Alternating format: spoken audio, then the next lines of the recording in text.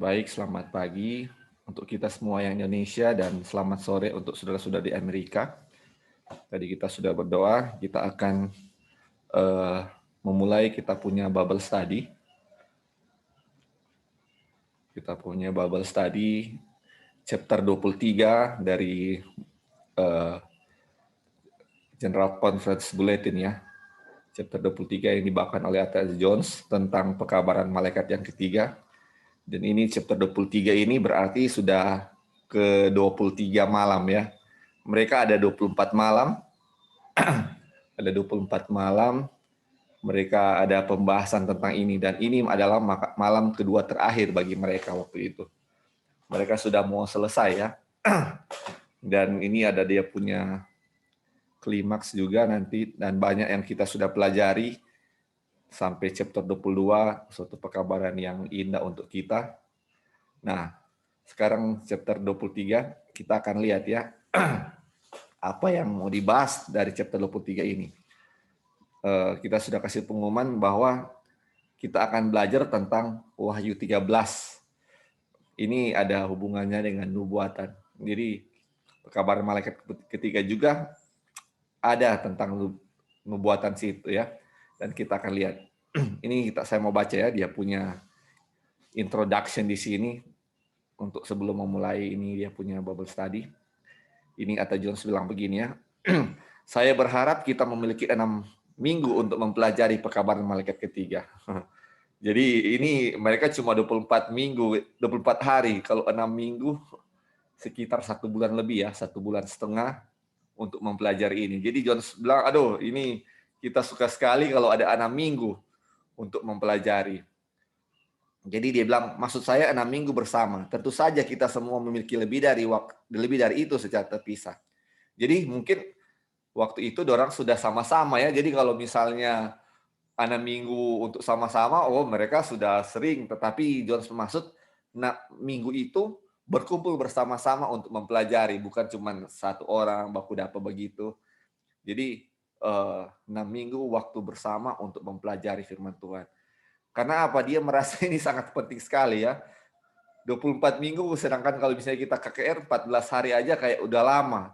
Tetapi ini 24 hari masih kurang, terasa kurang untuk mempelajari firman Tuhan itu. Kemudian dia bilang begini, kemudian kita bisa mulai mendapatkan garis besar pekabaran yang indah untuk saat ini. Ini present truth ya, atau message for this time.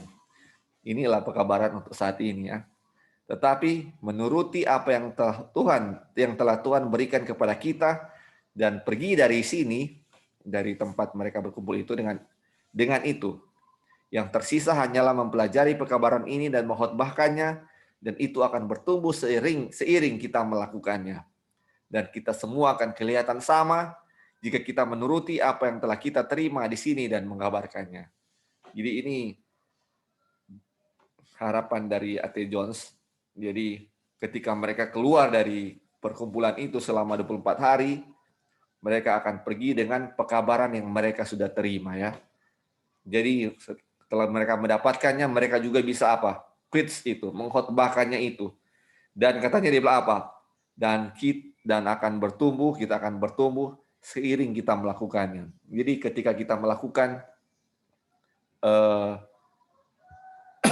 jadi kita melakukan apa yang sudah dikabarkan selama ini, yang telah 23 malam dibawakan, kita akan bertumbuh bersama-sama kan, dia bilang begitu.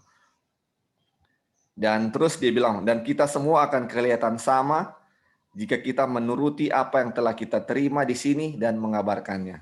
Jadi kelihatan sama seperti apa?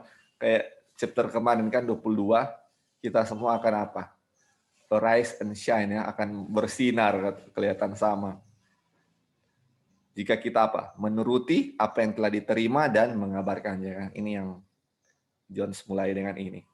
Jadi waktu 24 hari tidak cukup bagi mereka. Dia berharap apa? 6 minggu. 6 minggu sekitar 40 hari ya. Waduh, ini 2 kali lipat dari mereka yang pelajari waktu ini. 40 hari. Terus dia bilang begini. Namun sekarang waktunya sudah sangat singkat dan begitu banyak yang harus dikatakan sebelum kita berpisah. Sehingga yang bisa kita lakukan malam ini hanyalah menyentuh beberapa poin yang menuntun dari tempat kita berada dalam garis yang kita butuhkan untuk diikuti dan yang akan menjadi panduan kita selanjutnya. Jadi ini waktunya sudah sangat singkat, tinggal 2 malam tersisa. Jadi yang bisa dilakukan adalah katanya ada mau sentuh sedikit poin ya, sedikit poin yang dibutuhkan untuk menjadi panduan kita ya selanjutnya. Dan kita akan lihat ya, ini dia akan membahas tentang Wahyu pasal 13. Terus dia bilang, mari kita kembali ke Wahyu pasal 13 untuk memulai malam ini. Nah, ini Wahyu 13. Dan mempelajari pasal dari kitab suci yang merujuk ke Amerika Serikat dan melihat apakah kita dapat mengetahui di mana dalam nubuatan pekerjaan kuasa ini datang untuk menipu. Untuk menipu mereka yang tinggal di bumi melalui mujizat-mujizat yang dia dapat lakukan di hadapan binatang itu. Jadi kita sudah tahu ya semuanya Wahyu pasal 13, khususnya ayat 11, ini berbicara tentang binatang yang keluar dari dalam bumi. Dan kita tahu di sini sudah jelas juga dibilang itu adalah Amerika Serikat. Dan kita akan lihat ada mujizat-mujizat yang dia dapat lakukan ya di hadapan binatang itu, in the sight of the beast. Kita akan lihat mujizat-mujizat itu seperti apa, dia punya tujuan seperti apa. Ini kita lanjut ya. Dan nanti kalau ada yang mau tambahkan silakan. Dia bilang begini, saya tahu banyak orang yang baik kehilangan pandangan tentang apa yang telah dilakukan dengan mencari sesuatu yang telah mereka putuskan harus dilakukan terlebih dahulu. Dan sambil mencari apa yang telah mereka putuskan harus dilakukan dan mengabaikan untuk menggunakan apa yang telah dilakukan, mereka akan terus berjalan semakin jauh dari terang, semakin tidak siap untuk menghadapi salah satu dari hal-hal ini. Apakah mereka telah datang atau apakah mereka akan datang?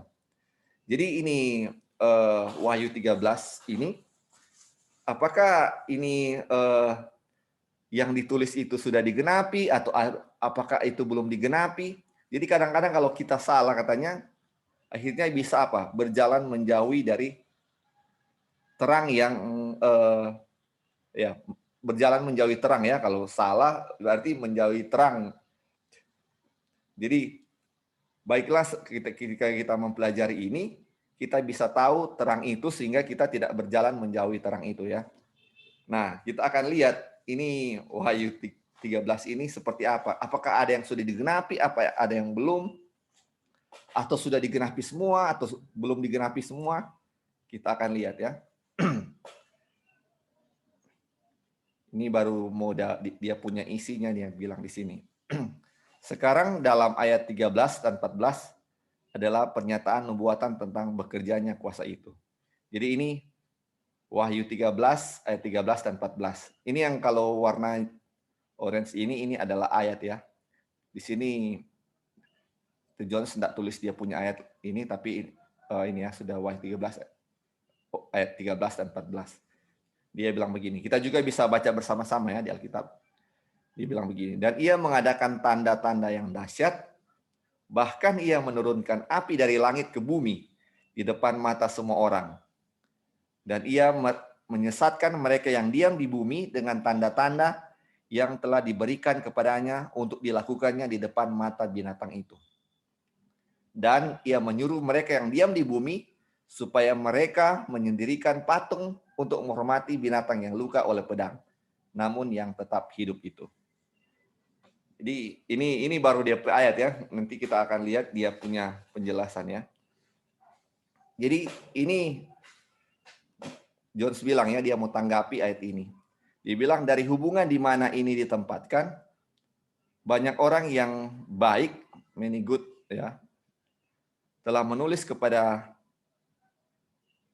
saya dan mengatakan bahwa semua hal ini harus terjadi sebelum patung binatang dibuat. Jadi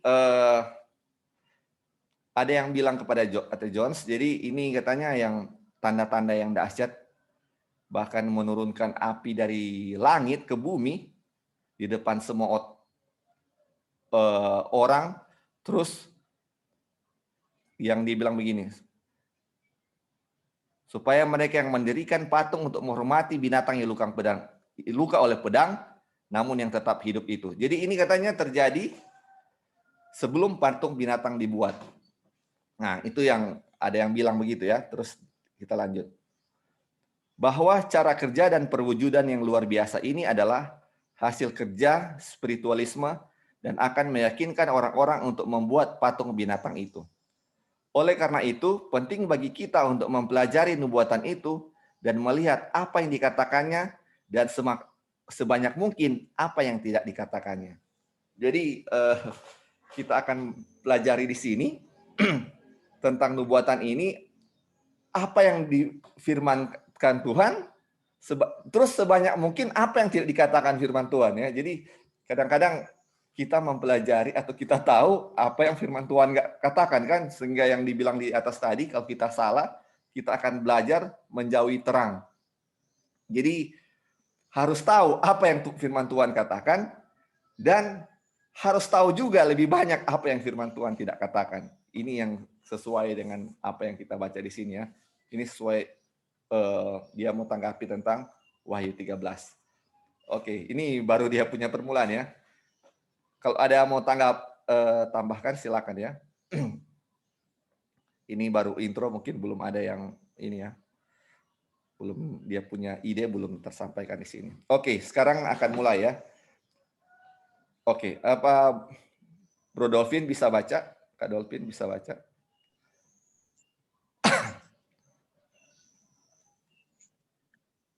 Sekarang mari kita mulai dengan ayat ke-11 dari pasal 13.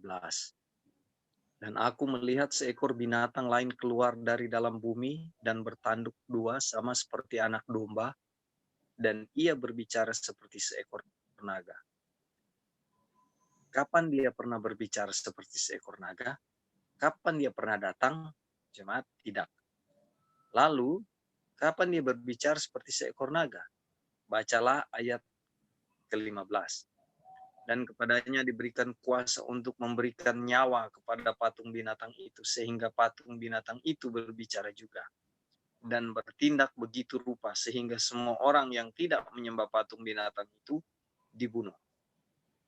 Saat itulah dia berbicara sebagai naga, bukan jemaat? Ya, bukankah itu patung binatang yang berbicara seperti seekor naga?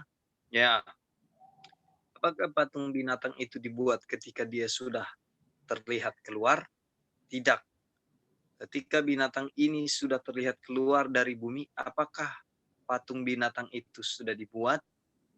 Tidak. Apakah dia kemudian berbicara seperti seekor naga? Tidak. Maka semua ayat itu tidak berlaku di mana ayat itu dicatat. Agar Anda dapat melihatnya dengan lebih jelas, buka Testimoni 32 halaman 208. Ini dicetak pada tahun 1885. Oke, Bro. Ada mau tanggapan sedikit ini? Ada, silakan sebelum kita. Ini Eti Jones mau bilang bahwa ayat ini tidak berlaku waktu ini dicatat. Iya. Ya kan? Jadi belum waktunya. Itu dulu sih, Bro. Iya, Bro. Oke. Ini di Wahyu 13 ayat 11 ya. Ini ada binatang yang keluar dari dalam bumi, dan kita tahu itu Amerika ya. Ini bertanduk dua. Terus dibilang di situ dia keluar dari dalam bumi, terus dia memiliki dua tanduk seperti bertanduk dua sama seperti anak domba, dan ia berbicara seperti seekor naga. Jadi ini ada dua pernyataan di sini ya. Seekor binatang yang memiliki dua tanduk keluar dari dalam bumi, terus kedua dia bilang apa? Dia berbicara seperti seekor naga. Ini kita tahu ya, dia sudah keluar terus bicara seperti seekor naga. Apakah waktu dia keluar dia langsung berbicara di waktu yang sama atau tidak? Ini kan dia bilang seperti ini. Dan kita tahu dia keluar kapan kan? Apakah waktu dia keluar tahun itu dia sudah berbicara seperti seekor naga? Dia bilang begitu. Makanya Ate Jones tanya kan di sini, Kapan dia berbicara seperti seorang naga? Atau kapan dia pernah keluar dan berbicara seperti seorang naga? Jemaat bilang enggak ada kan? Makanya terus sampai ayat ke-15 dibilang begini. Kepadanya diberikan kuasa untuk memberikan nyawa kepada patung binatang itu, sehingga patung binatang itu berbicara juga. Ini ya, patung binatang berbicara. Dan bertindak begitu rupa, sehingga semua orang yang tidak menyembah patung binatang itu dibunuh. Nah, waktu dia berbicara seperti seekor naga, itulah waktu apa? Saat pembunuhan ya, atau ada waktu membunuh itu, itulah ketika dia berbicara seperti seekor naga. Karena kita tahu naga itu kan membunuh ya, waktu itu, membunuh orang yang melawan mereka kan. Makanya waktu itulah, waktu dia berbicara seperti seorang naga, waktu apa? Membunuh kan, makanya jemaat bilang ya. Terus dia bilang, bukankah itu patung binatang yang berbicara? Jadi, tuh patung binatang itu berbicara waktu dia apa? Membunuh kan? Jadi ketika dia keluar muncul, dia belum membunuh. Jadi ayat 11 itu, Wahyu 13 ayat 11 itu ada dua waktu yang berbeda. Dia keluar dan dia berbicara itu bukan waktu yang bersamaan ya. Kira-kira bisa dapat ya di sini. Jadi ayat itu tidak berlaku di mana ayat itu dicatat atau the place where it is printed. Jadi ini baru dia punya ini ya. Jadi waktu binatang yang keluar dari dalam bumi itu muncul, terus berbicara, itu apa?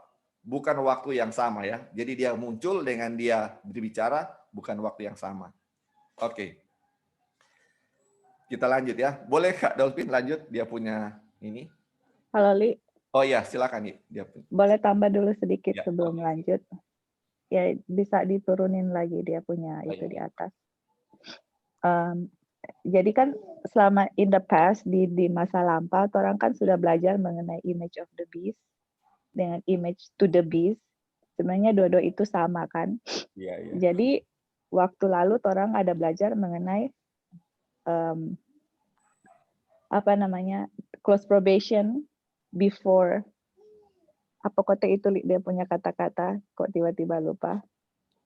Yang bagaimana ini? Yang the image of the beast will be formed before, itu close of probation, masih ingat? Iya. Yang the image of the beast will be formed before close of probation, dan itu akan menjadi great task kan untuk umat-umat Tuhan. Iya, jadi ada image of the beast dulu, baru close of probation. Nah, kenapa kita mau bawakan ini lagi? Jadi ini puji Tuhan kita lagi belajar ada bukan second witness sih, ya bisa juga dibilang second witness.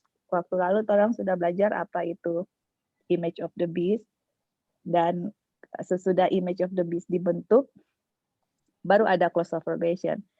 Nah, jadi sekarang orang kan lagi belajar the image of the beast kan, maksudnya baru memulai. Jadi ini lagi berbicara mengenai beast itu melambangkan kingdom, keluar dari bumi, dia mempunyai dua tanduk dan dia berbicara seperti dragon. Nah, tadi Lali sudah terangkan bahwa waktu dia baru keluar, dia belum berbicara seperti dragon. Nah, berarti ada satu saat dia akan berbicara seperti dragon. Dan di ayat 15, waktu dia berbicara seperti dragon, dia and he had power to give life unto the image of the beast, supaya image of the beast itu bisa berbicara dan yang tidak worship itu akan dibunuh kan? Iya. Jadi kita lihat di sini sudah ada pembentukan image of the beast. Makanya mungkin nanti di sini akan dijelaskan untuk mengetahui apa itu image of the beast, patung binatang, orang harus belajar dulu karakter beast sebelumnya atau kepausan. Jadi pas waktu image of the beast itu keluar, dia punya karakter sama dengan kepausan, yaitu kalau nggak mengikuti mereka akan dibunuh. Nah, itu akan terjadi sebelum tutup pintu. Iya. Tapi waktu lalu kan orang belajar penglihatan Ana yang di zaman Ellen White, yang itu dari setan bilang ada tutup pintu dulu, baru ada image of the beast. Iya, Itu iya. kan sudah terjadi di masa Ellen White. Dan itu lagi terjadi sekarang di masa kita, yang ada doktrin-doktrin yang lagi muncul sekarang yang bilang ada close of probation, baru image of the beast. Karena yang lagi belajar sekarang itu sudah midnight, sudah close of probation. Sedangkan kalau kita belajar image of the beast di sini, dia akan berbicara seperti dragon, dan orang yang tidak worship dia Akan dibunuh. akan dibunuh. Nah, sekarang apakah itu sudah terjadi? Sedangkan itu image of the beast. Nah, kalau itu belum terjadi, belum close probation. Sedangkan yang kita lagi, doktrin yang sekarang yang kita pernah belajar dan banyak ada orang-orang yang mengajarkan bahwa sekarang sudah tutup pintu, sedangkan image of the beast aja belum terbentuk. Makanya mereka punya image of the beast itu beda dengan apa yang Ellen White dan Eddie Jones akan bicarakan di sini nanti. Makanya hati-hati kan belajar Revelation 13, kalau salah pengertiannya akan menjauhi terang kan tadi yang dibilang lagi yang pertama itu. Yang Eddie Jones baru kasih permulaan. Makanya di sini akan diterangkan lagi image of the beast itu apa, dia punya karakter, baru kita bisa lihat di mana dalam sejarah kita ini. Dan untuk kasih background, di tahun 1893 image of the beast itu udah mulai di-form karena di situ udah mau keluar undang-undang hari Minggu di saat itu. Oke, thank you, Li. Iya. Oke, thank you. Betul ya. Jadi makanya tadi yang Ate Jones juga bilang, biarlah kita mempelajari sebanyak mungkin ya apa yang tidak dikatakan dan apa yang dikatakan ya. Jadi untuk mempelajari nubuatan, lihat apa yang dibilang di situ. Kalau tidak dibilang, jangan kita membuat pernyataan sendiri ya. Makanya kita harus tahu apa yang tidak dikatakan juga ya, selain kita tahu apa yang dikatakan. Oke. Li, halo Li, boleh ada tambahan? Saudara. Ya, silakan. Oke, baik. Terima kasih untuk kesempatan. Jadi di Wahyu 13 ini dijelaskan ada dua binatang ya. Iya. Kemudian ada patung. Ada patung Binatang ya. dari binatang yang pertama. Iya, betul. Memang kalau orang lihat dari kedudukan nubuatannya, nubuatan dari mana ini binatang yang keluar dari dalam laut itu dia beranjak, dari mana binatang yang keluar dari dalam bumi itu beranjak. Dan sepertinya kalau kita melihat nubuatannya dalam konteks sejarah, kalau orang kan Advent memegang historisism ya, nubuatan digenapi di dalam sejarah. Kemudian ada peristiwa eskatologi atau peristiwa-peristiwa akhir zaman yang mana itu dijelaskan di dalam roh nubuat. Jadi kalau eskatologi itu adalah peristiwa-peristiwa yang belum terjadi di dalam sejarah. Apa peristiwa-peristiwa yang akan terjadi dalam peristiwa akhir zaman itu? Eskatologi orang memang sangat bergantung kepada vision, kepada apa yang dikatakan oleh roh nubuat. Karena Tuhan mengaruniakan itu melalui roh nubuat. Tapi apa yang telah digenapi di dalam sejarah itu orang bisa singkap, orang bisa buka melalui study Bible dengan belajar dari metode belajar nubuatan digenapi di dalam sejarah. Ada kan metode belajar tentang apa itu futurism, preterism, itu mengenai masa yang lampau atau itu nubuatan mengenai masa yang akan datang. Tapi kalau orang melihat ya bahwa nubuatan digenapi dalam sejarah. Jadi kalau orang lihat itu kan binatang yang keluar dari dalam laut itu adalah binatang yang sama ya dengan Wahyu pasal 17 itu. Iya. Di mana mirip bukan sama ya, mirip ya. Yang apa itu memiliki berapa kepala dorang? Ada 7 kepala kan? Kalau tidak salah itu. Iya. Iya. Tapi kemudian penjelasan dari apa itu Wahyu pasal 13 itu ada di sana dia seperti apa itu kakinya seperti beruang kalau tidak salah ya. Kemudian badannya seperti macan tutul dan dia memiliki apa itu sayap seperti Raja Wali. Raja Wali. Nah itu menjelaskan tentang kekuasaan-kekuasaan yang berkuasa sebelumnya. Ya kemudian tiba pada kekuasaan itu. Kalau orang lihat kan di Alkitab yang kekuasaan yang pertama yang dituliskan dalam Alkitab kemudian itu diperhitungkan di dalam sejarah Alkitab yang menjelaskan nubuatan itu diawali dengan kerajaan Asyur ya. Kerajaan Asyur yang berkuasa dari sekitar tahun 700-an ya. Kemudian dia setelah Asyur dia diruntuhkan ya. Diruntuhkan oleh Tuhan sendiri yang memegang sejarah. Kuasa yang memegang sejarah itu adalah Tuhan sendiri. Kemudian muncul kerajaan Babylon. Nah, setelah kerajaan Babylon itu dia kemudian juga lengser, muncul kerajaan Media Persia. Setelah Media Persia muncul kerajaan Greka. Setelah kerajaan Greka muncul kerajaan Roma ya. Nah, kemudian kerajaan Roma itu dari Roma kafir dia beralih ke Roma kepausan. Itu kerajaan yang kekuasaan yang selanjutnya atau kekuasaan yang dari Roma kafir, kekuasaan yang kelima ke Roma kepausan, kekuasaan yang keenam ya. Kemudian itu menjelaskan tentang kuasa yang berkuasa sampai dia luka parah, ya kan, kalau dijelaskan di sana kan itu, iya kan, luka parah. Itu binatang yang keluar dari dalam laut itu. Nah, itu adalah kuasa dari kepausan yang telah berkuasa mulai dari tahun 538 dan dia luka parah 1798 kan? Iya. Dijelaskan di dalam sejarah. Tapi dia luka parahnya itu mulai sembuh di tahun berapa itu 1929 mungkin ketika Mussolini yang menyerahkan kembali wilayah dari Vatikan yang menjadi yang berdiri sendiri, yang merdeka, kemudian yang memiliki kekuasaannya sendiri ya. Dia bisa berpolitik dan juga kekuasaan keagamaan. Nah, kita melihat bahwa memang ini sepertinya perlahan tapi pasti pergerakan binatang ini dalam sejarah ini sepertinya dia memang sudah mulai sementara sembuh. Mungkin itu kalau dia bentuk waktu ya.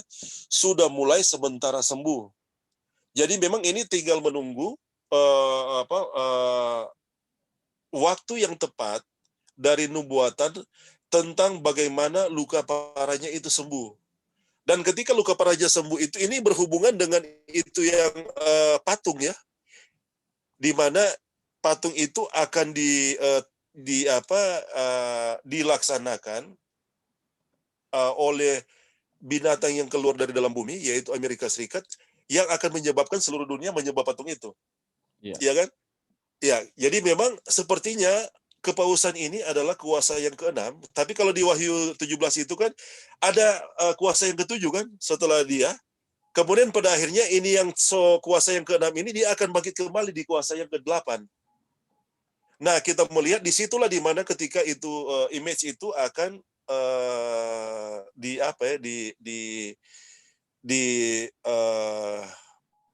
bahasa yang tepat itu, dia akan disahkan seperti itu untuk disembah oleh seluruh dunia. Seperti image ini kan kalau orang ketahui bersama, image itu adalah undang-undang hari Minggu. Iya kan? Kita telah mendapati bahwa itu patung itu adalah undang-undang hari Minggu. Nah, di sini kalau kita melihat ya bahwa memang untuk saat ini kalau penjelasan dalam sejarah itu memang untuk undang-undang hari Minggu itu berlaku secara universal itu belum terjadi. Jadi kita masih menunggu penggenapan dari nubuatan tentang undang-undang hari Minggu itu disahkan ya secara universal, secara mendunia.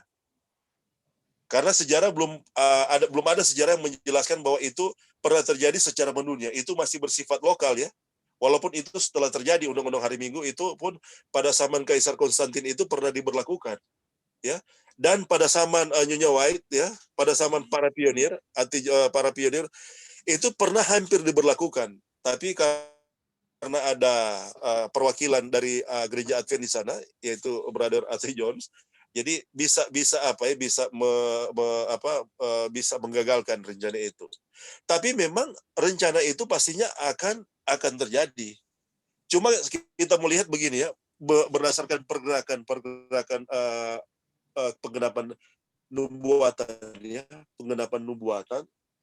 Jadi ada dua hal yang memang pada kondisi itulah di mana undang-undang hari Minggu itu akan menjadi disahkan, akan diputuskan untuk disahkan dan akan diterima.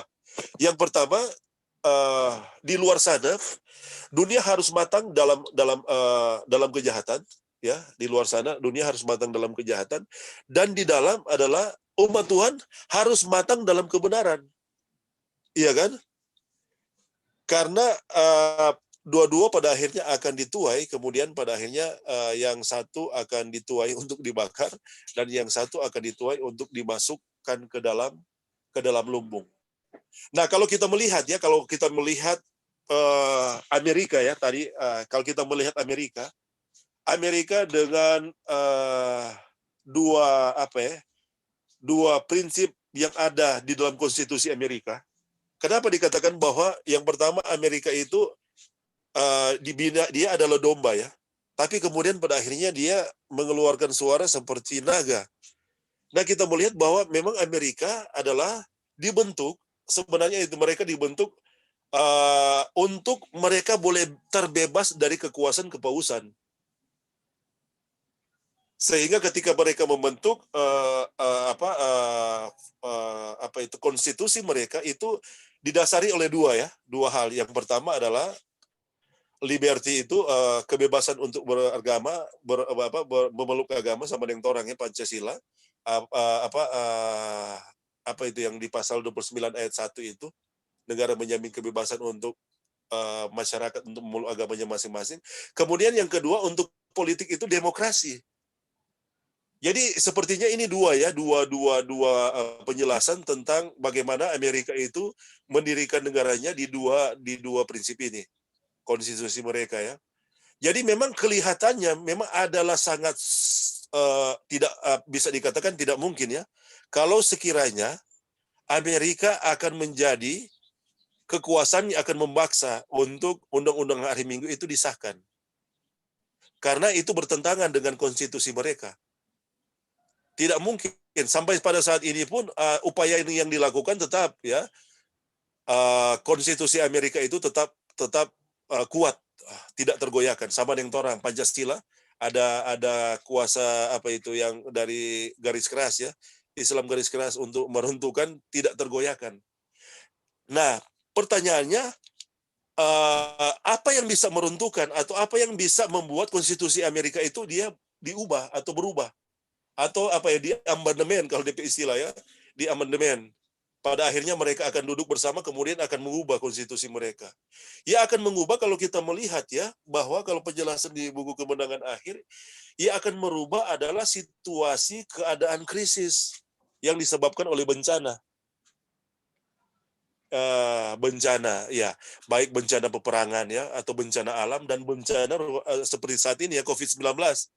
Akan terjadi krisis secara ekonomi, krisis secara politikal, kemudian ini kuasa binatang yang keluar dari dalam bumi ini akan menawarkan ya, bagaimana supaya lepas dari krisis, dan pada akhirnya ini akan memaksa konstitusi Amerika untuk dirubah, dan pada akhirnya undang-undang hari Minggu itu akan masuk, kemudian dipaksakan oleh Amerika yang adalah kuasa sebagai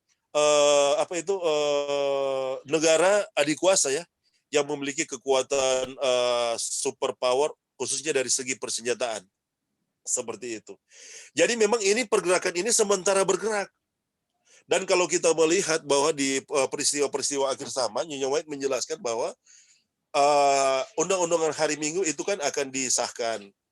Kemudian pada akhirnya itu akan menyeluruh. Dan hampir bersamaan dengan itu, roh hujan akhir itu dicurahkan. Ini menjelaskan bahwa umat Tuhan telah matang dalam kebenaran. Bagaimana umat Tuhan matang dalam kebenaran itu dijelaskan mengenai bagaimana umat Tuhan itu mereka menerima pekabaran malaikat yang ketiga. Iya kan? Sehingga bumi menjadi terang dengan kemuliaan Tuhan. Kemudian setelah roh hujan akhir dicurahkan, penuaian terakhir itu terjadi, iya kan? Setelah penuaian terakhir semua yang diselamatkan itu sudah genap. Kemudian selesainya Mikael di dalam Tuhan Yesus ya, sebagai imam besar di bilik yang maha suci sorga. Kemudian setelah itu pintu kasihan ditutup, baru setelah itu 7 kutuk. dan kedatangan Yesus pada kali yang kedua. Nah, ini dijelaskan di peristiwa-peristiwa akhir zaman, ya. Dihubungkan dengan nubuatan, jadi ini sementara bergerak ke sana. Dan memang kalau terang lihat di Daniel pasalnya yang ke-12, ada masa kesukaran besar. Kalau Nyonya White menjelaskan masa kesukaran besar itu kan ada dua, awal dan akhir. Tapi di awal dan akhir itu di tengahnya adalah selesainya Yesus dalam pekerjaannya di bilik yang maha suci sorga, atau Michael stand up. DP tonggak ada DP penjelasan itu yang masa kesyukuran awal dengan akhir itu. Awal itu yang adalah bencana-bencana yang akan muncul, kemudian menyebabkan itu yang tadi undang-undang hari Minggu, dan kemudian yang terjadi selanjutnya. Dan yang akhir itu adalah bencana yang merupakan dari Tuhan, itu adalah keadilan dari Tuhan ya untuk dosa yang dijelaskan melalui 7 kutub. Oke, jadi mungkin itu saja mungkin yang bisa ditambahkan. Memang ini agak telah panjang. Terima kasih. Mungkin bisa ditambahkan untuk diskusi ini. Terima kasih, Li. Terima kasih. Jadi ini ya, kita ulangi lagi di sini ya. Jadi ini di Wahyu 13 ada binatang yang keluar dari dalam laut. Itu ayat 1 ya, dan ayat 11 itu binatang yang keluar dari dalam bumi kan. Kita tahu binatang yang keluar dari dalam bumi ini adalah Amerika Serikat kan, dia bertanduk 2, tadi sudah dijelaskan. Tanduk 2 itu apa?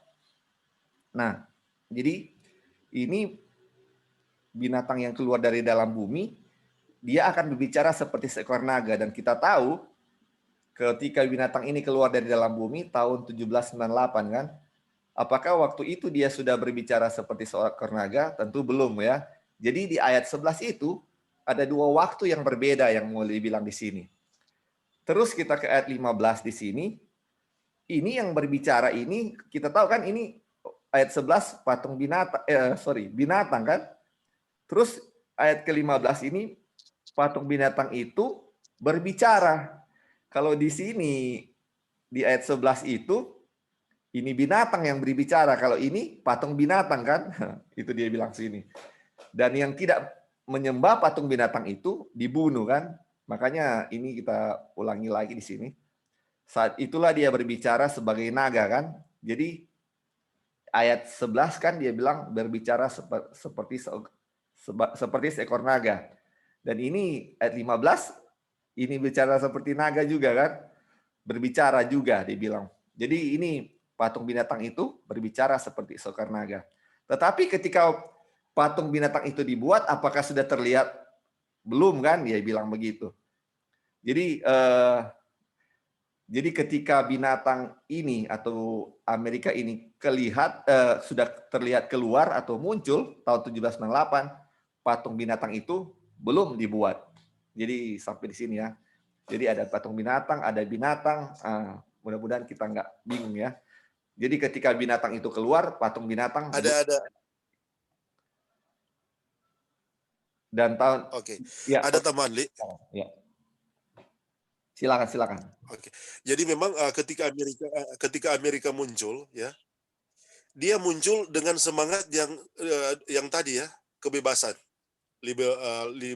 Liberty ya, kebebasan. Dan memang ketika dia muncul itu, dia muncul sebagai domba. Iya. Dia muncul sebagai domba. Karena memang dia mengawali DP kemunculan itu dia sebagai domba. Nah, kapan dia menjadi bersuara seperti naga? Itu ketika dia telah menerima kuasa dari si binatang yang pertama. Iya, nanti ya itu akan kita lihat. Iya, betul. Iya kan? Ketika dia telah menerima kuasa dari si binatang yang pertama. Nah, kapan dia bisa menerima kuasa dari si binatang yang pertama? Itu yang tadi. Ketika semangat yang pertama itu yang diatur dalam konstitusi Amerika itu kemudian pada akhirnya diamandemen, dirubah, dan masuklah ini undang-undang hari Minggu. Nah, undang-undang hari Minggu ini adalah image, gambar dari binatang yang pertama yang berbicara ya. Kemudian image-nya adalah DP patung itu, undang-undang hari Minggu adalah gambar dari binatang yang pertama. Kenapa ini menjadi image dari binatang yang pertama? Pada akhirnya seluruh dunia akan dituntut untuk menyembah image itu kan? Iya. Dan untuk menyembah binatang yang pertama. Nah, ketika itu terjadi, sebenarnya di sini bukan image-nya, bukan binatang yang pertama, itu hanyalah media. sebenarnya di sini yang ingin disembah itu yang paling atas. Kalau Ya, lihat kan di situ ada juga binatang yang paling pertama, itu naga merah padam, itu binatang merah padam. Iya kan, naga itu adalah simbol dari Lucifer itu sendiri. Sebenarnya penyembahan yang diatur oleh binatang yang keluar dari dalam bumi dan di binatang yang keluar dari dalam laut dan dari dalam bumi itu untuk menyembah si naga. Karena kan dari awal, kalau Nyonya White tuliskan, kalau orang buat tulis bahwa ini Lucifer dia cemburu kepada Yesus karena segala penghormatan penyembahan di surga diberikan kepada Yesus. Dan memang layaklah seperti itu karena Yesus adalah Allah. Iya kan? Yesus adalah Allah. Yesus bahkan yang menciptakan bukan hanya manusia tapi Lucifer itu sendiri, para malaikat. Jadi memang Yesus layak disembah. Dan ini yang menjadi kecemburuan dari Lucifer dan keinginannya, kerinduannya bahwa dia juga ingin disembah. Nah, bagaimana supaya manusia bisa menyembah dia? Dia membuat ini Dia membuat politik kotor ini. Seperti itu ya, dia membuat rencana ini. Dan memang kalau orang lihat kan ini, dari mana munculnya hari Minggu, penyembahan terhadap hari Minggu atau perbaktian terhadap hari Minggu kan? Itu adalah dari budaya kekafiran yang dibawa masuk oleh Kaisar Konstantin, yaitu untuk menyembah untuk menyembah Dewa Ra. Dewa Ra ini adalah dewa matahari. Kemudian dia menikah dengan Dewi Semiramis dan lahirlah Dewa Tammuz yang dirayakan perayaannya, kemudian dikontekstualisasi menjadi hari kelahiran Yesus, yaitu tanggal 25 Desember. Itu adalah hari kelahiran Dewa Tammuz. Jadi sepertinya ini rencananya ini akan terjadi, walaupun tidak lama, cuma singkat ya. Keinginannya supaya dia menerima penyembahan dari manusia sepertinya akan terjadi. Dan kalau orang lihat kan itu hari Minggu itu kalau dalam bahasa Inggris kan Sunday itu hari matahari. Jadi memang sepertinya DP rencana dari awalnya seperti itu. Kemudian pada akhirnya dia akan menggunakan si naga ini akan menggunakan kedua alat ini, ya kan, si binatang yang keluar dalam laut, kepausan dan Amerika, sehingga pada akhirnya patung itu akan hidup sepertinya dan akan membuat seluruh dunia menyembah patung itu, dan intinya adalah untuk menyembah kepada si Bapa dari semua pembohongnya yang telah membunuh manusia dari awal mulanya. Dan apakah hari Minggu itu, undang-undang hari Minggu itu sudah terjadi? Nah, ini dalam proses ke sana ya. Sebab Amerika konstitusinya belum diubah. Belum diamandemen. Kalau Amerika konstitusinya sudah diamandemen, undang-undang hari Minggu masuk, di saat itulah dia akan bersuara seperti naga. Dia akan bersuara seperti naga. Dan sekarang ini orang sementara tunggu ya, dan Nyonya White bilang skenario-nya adalah bencana akan membuat Amerika krisis, kemudian krisis secara ekonomi, politik, dan pada akhirnya ini akan dimanfaatkan oleh binatang yang keluar dari dalam laut untuk memasukkan undang-undang ini. Jadi pertanyaannya, apakah undang-undang ini sudah sementara berlaku? Belum, karena konstitusi Amerika itu belum dirubah. Kalau konstitusi Amerika itu sudah dirubah dan ini dimasukkan, ini akan menyebabkan Amerika akan memaksakan dengan kekuatan persenjataannya untuk seluruh dunia itu akan menyembah patung itu melalui undang-undang hari Minggu. Oke, itu yang bisa ditambahkan. Terima kasih. Ya, jadi ini ya, jadi di kutipan ini dia cuma mau kasih perbedaan ya. Jadi di ayat 11 itu, ayat 13 ayat 11 ada dua peristiwa di waktu yang berbeda ya, bukan di waktu yang sama ya. Oke, kita lanjut ya, dia punya kutipan selanjutnya. Oke, tadi Kak Dolphin boleh baca lanjut, Kak?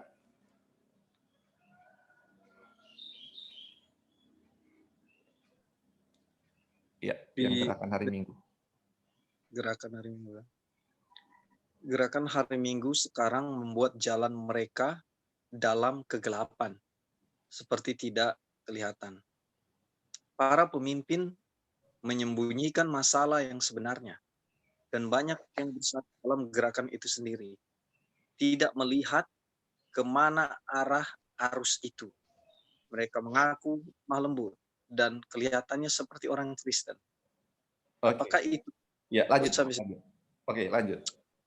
Apakah itu menunjuk pada bertanduk dua sama seperti anak domba? Jemaat bilang, ya, mereka mengaku lemah lembut dan kelihatan seperti orang Kristen, tetapi ketika dia berbicara akan mengungkapkan roh naga. Nah, lanjut bro, sampai kita ini. Kapan dia akan berbicara? Itu ditulis pada tahun 1885. Dia belum berbicara. Apakah itu benar? Jemaat berkata, ya. Kapan dia atau binatang yang keluar dari dalam bumi datang? Pada 1798. Dia memiliki 2 tanduk seperti anak domba. Ketika dia datang dan dia memiliki kedua tanduk itu sepanjang waktu. Apakah demikian? Jemaat berkata, ya.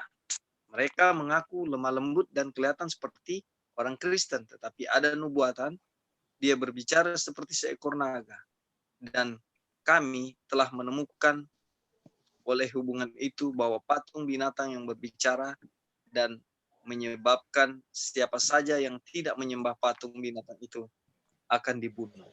Itu adalah suara naga. Tetapi ketika ia berbicara, itu akan mengungkapkan roh naga. Oke. Ada yang mau ditambahkan bro sebelum? Ya, jelas ini. Jelas ya. Iya. Jadi ini mau jelaskan ya, waktu di Wahyu 13 ayat 11 itu, waktu binatang itu keluar dari dalam bumi, itu tahun 798 ya, 1798. Tetapi waktu 1798 itu, apakah dia sudah berbicara? Belum kan, dia belum berbicara. Belum berbicara. Iya, makanya waktu itu dia bilang dia seperti domba kan, domba itu waduh. Domba melambangkan Kristus juga. Jadi dia seperti orang Kristen, lemah lembut katanya. Dan tidak mengungkapkan, tidak kelihatan dia akan seperti seekor naga. Tetapi katanya, di nubuatan bilang dia akan berbicara seperti seekor naga. Tetapi belum waktu dia muncul itu, belum berbicara. Masih seperti orang Kristen. Lemah lembut, dia bilang kan. Dia bilang seperti itu. Lemah lembut, dan kita tahu ya, dia punya yang 2 tanduk itu yang memang memiliki kebebasan untuk beragama. Sangat baik lah ya, dia ini kelihatannya. Tetapi dia akan berbicara seperti seekor naga suatu saat nanti. Nah, ini yang mau dibilang sini ya. Oke. Kita lanjut ya. Brother Eric boleh baca, dia punya selanjutnya biar nanti langsung Ya, boleh oke, komentar baik. ya. Dari kemudian, Li. Iya, Kemudian saya katakan lagi bahwa ayat ke-11 itu tidak semuanya digenapi di tempat di mana ia berdiri. Dalam nubuatan dan di urutan di mana hal-hal yang disebutkan itu disebutkan dalam nubuatan. Pernyataan terakhir dari ayat ke-11 tidak digenapi sampai kita mencapai ayat ke-15. Iya, itu yang Terus, tadi. Yang dia berbicara nggak sama dengan dia muncul. Ya, oke. Boleh lanjut, berarti ya. Mari kita baca terus. Ayat ke-12, dan seluruh binatang yang pertama dan seluruh kuasa binatang yang pertama itu dijalankan di depan matanya. Ia menyebabkan seluruh bumi dan semua penghuninya menyembah binatang pertama, yang luka parahnya telah sembuh. Sekarang, apakah binatang yang terlihat keluar dari bumi ini telah menjalankan semua kekuatan yang dilakukan binatang yang pertama sebelum dia? Jemaat, tidak. Apakah dia telah memaksa mereka yang tinggal di bumi untuk menyembah binatang pertama? Tidak. Apakah ayat itu dan kemudian ayat yang ke-12 digenapi sampai ayat ke-15? Jemaat, tidak. Sampai kepada waktu setelah patung binatang itu dibuat. Ya. Oke. Oke. Satu lagi sebelum penanggapan. Silakan, Bro. Iya. Kemudian lanjut. Ya. Kemudian kedua ayat nubuatan itu secara nyata tidak digenapi sesuai urutan pernyataan itu ditetapkan. Apakah begitu, jemaat? Ya. Ayat ke-13. Dan ia mengadakan tanda-tanda yang dahsyat, bahkan ia menurunkan api dari langit ke bumi di depan mata semua orang. Apakah itu digenapi sebelum patung binatang dibuat? Jemaat, tidak. Kita semua tahu yang telah membaca jilid 4 bahwa itu adalah satu dari hal terakhir yang pernah dilakukan sebelum setan datang sendiri secara pribadi. Anda yang telah membaca jilid 4 tahu itu. Dan Anda yang belum membacanya, baca saja. Dan Anda akan melihat bahwa pembuatan api yang turun dari langit adalah salah satu hal terakhir yang dilakukan sebelum setan muncul secara pribadi. Jika bukan peristiwa terakhir, tidak akan mengatakan secara yakin bahwa ini akan dilakukan sebelum setan muncul secara pribadi atau setelahnya. Tetapi mengambil pandangan yang paling ekstrim, itu ada di antara hal-hal yang dijalankan ketika kekuatan agen setan diberikan sepenuhnya untuk menipu, jika mungkin orang-orang pilihan. Mujizat ini dibuat untuk membuktikan kepada anak-anak Tuhan bahwa mereka salah dalam memelihara hari Sabat. Mujizat ini dibuat sebagai ujian yang menentukan, dan itu akan menjadi salah satu hal terakhir sebelum undang-undang ditetapkan untuk menghukum mati orang. Jika bukan yang paling terakhir, itu akan menjadi salah satu yang terakhir. Pertarungan akan terjadi antara kekuatan bumi dan Tuhan. Antara mereka yang menyerah dan mematuhi kuasa bumi dan mereka yang mematuhi Tuhan. Oke. Ya, silakan Brother mau tambahkan yang di baru. Oke, baik, boleh ke atas sedikit. Ada satu pertanyaan yang menarik yang diangkat oleh Wah Jonar di atas. Oke, di sini ya. Oke. Ya. Ya. Oke, kita lihat. Ada pertanyaan di sini. Apakah dia telah memaksa mereka yang tinggal di bumi untuk menyembah binatang pertama? Jemaat tidak ya. Ya. Apakah ayat itu dan kemudian ayat ke-12 digenapi sampai ke ayat 15? Jemaat tidak. Sampai kepada waktu setelah patung binatang itu dibuat. Nah, ini pertanyaan ya. Ini Ate George ya. Kemudian membuat satu kalimat dalam bentuk pertanyaan. Sampai kepada waktu setelah patung binatang itu dibuat. Jadi sepertinya ini Amerika, ya kan? Yang sebelumnya dia adalah seperti domba dengan kedua tanduk, dan kemudian pada akhirnya dia akan bersuara seperti naga dan menjalankan semua ya agenda dari binatang yang pertama, yaitu undang-undang hari Minggu. Itu dia nanti akan bersuara seperti naga dan menyatakan kekuasaannya, yaitu kekuasaan yang diberikan oleh binatang yang pertama itu memang nanti setelah undang-undang hari Minggu akan disahkan. Ya. Seperti itu. Dengan kata lain, yang tadi yang dijelaskan yang pertama bahwa ketika undang-undang Amerika itu diubah, ya, dari bebas kemudian menjadi ditambahkan untuk dipaksakan, ya. Karena memang orang lihat ini dua hal yang awalnya dia sangat menghormati kebebasan dan sangat membenci itu pemaksaan, ya. Karena memang kalau orang lihat sejarah dari binatang yang pertama itu dari 538 dia memang kekuasaan yang memaksa, iya kan? Yang memaksa otoritas yang dia gunakan secara politik, agama, bahkan ekonomi, yang dia gunakan untuk memaksa semua manusia untuk ikut apa yang menjadi ajaran dari dari ajaran yang dia munculkan, ya. Ini sistem kekuasaan agama, politik, dan ekonomi ini. Dan memang ini sifat memaksa ini yang awalnya ini tidak dimiliki oleh binatang yang keluar dari dalam laut, dari dalam bumi Amerika, ya.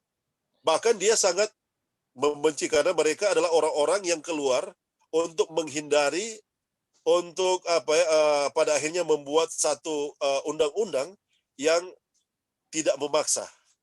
Tapi pada akhirnya ketika dia akan bersuara seperti naga dan seluruh bumi akan dia membuat olehnya menyembah patung itu dan binatang itu yang membuat patung itu, inilah di saat di mana Amerika berubah, ya. Amerika berubah. Jadi memang sekali lagi benar-benar itu dua keadaan yang berbeda. Ketika dia dimunculkan, bahkan waktu dia merdeka ya, 4 Juli, Amerika merdeka 4 Juli 17 tahun 1776, 1776 kalau tidak salah ya. Sampai ketika hampir bersamaan dengan itu binatang yang pertama itu luka parah, memang sepertinya kita melihat ya dua keadaan ini, yang satu kekuasaan yang memaksa itu dilengsarkan ya dihancurkan ya, bukan, dia menyebabkan dia luka parah, kekuasaan yang memaksa itu, kemudian kekuasaan yang adalah kekuasaan yang menjunjung tinggi kemerdekaan itu, kebebasan itu lahir. Ini luar biasa ya. Runtuhnya kekuasaan yang memaksa, kemudian lahirnya kekuasaan yang menjunjung kebebasan ya, kemerdekaan. Tapi yang luar biasa, pada akhirnya ini dua ini mereka akan berkolaborasi, kemudian akan menjadi kuasa yang memaksa. Ini yang luar biasa. Kapan itu terjadi? Sekali lagi, kalau orang tinggal menunggu ya, orang tinggal menunggu untuk saat ini bahwa kuasa memaksa itu belum terjadi. Kenapa? Karena kalau kuasa memaksa itu akan terjadi, yang dilakukan oleh Amerika, ya, yang membawa kekuasaan dari binatang yang pertama itu akan menyebabkan penganiayaan. Bahkan di sana kan di Wahyu 13 ada dijelaskan bahwa akan ada sedikit waktu di mana yang ditentukan untuk dipenjara, yang akan ditentukan untuk dianiaya, yang akan ditentukan untuk dibunuh, akan dibunuh. Ya, apakah itu menjelaskan mulainya kekuasaan ini dari 538 sampai seterusnya? Itu juga akan menjelaskan di akhir. Walaupun waktu yang diberikan kepadanya itu hanya singkat. Hanya singkat. Jadi sekali lagi ya, bahwa memang kedua waktu itu adalah dua waktu yang berbeda. Yang pertama ketika dia muncul, kemudian yang kedua ketika dia akan bersuara seperti naga. Ini dua keadaan yang luar biasa, yang sangat kontradiktif ya, dari binatang yang keluar dari dalam bumi itu, yaitu Amerika. Kenapa pada akhirnya dia akan menjadi seperti itu? Ya, bersuara seperti naga, itu adalah kejadian yang luar biasa. Tapi pada prinsipnya nubuatan itu harus digenapi. Ya kan? Nubuatan itu harus digenapi. Dan apakah nubuatan itu telah digenapi saat ini ketika dia bersuara seperti naga dan melakukan kekuasaan dari binatang yang pertama? Itu belum.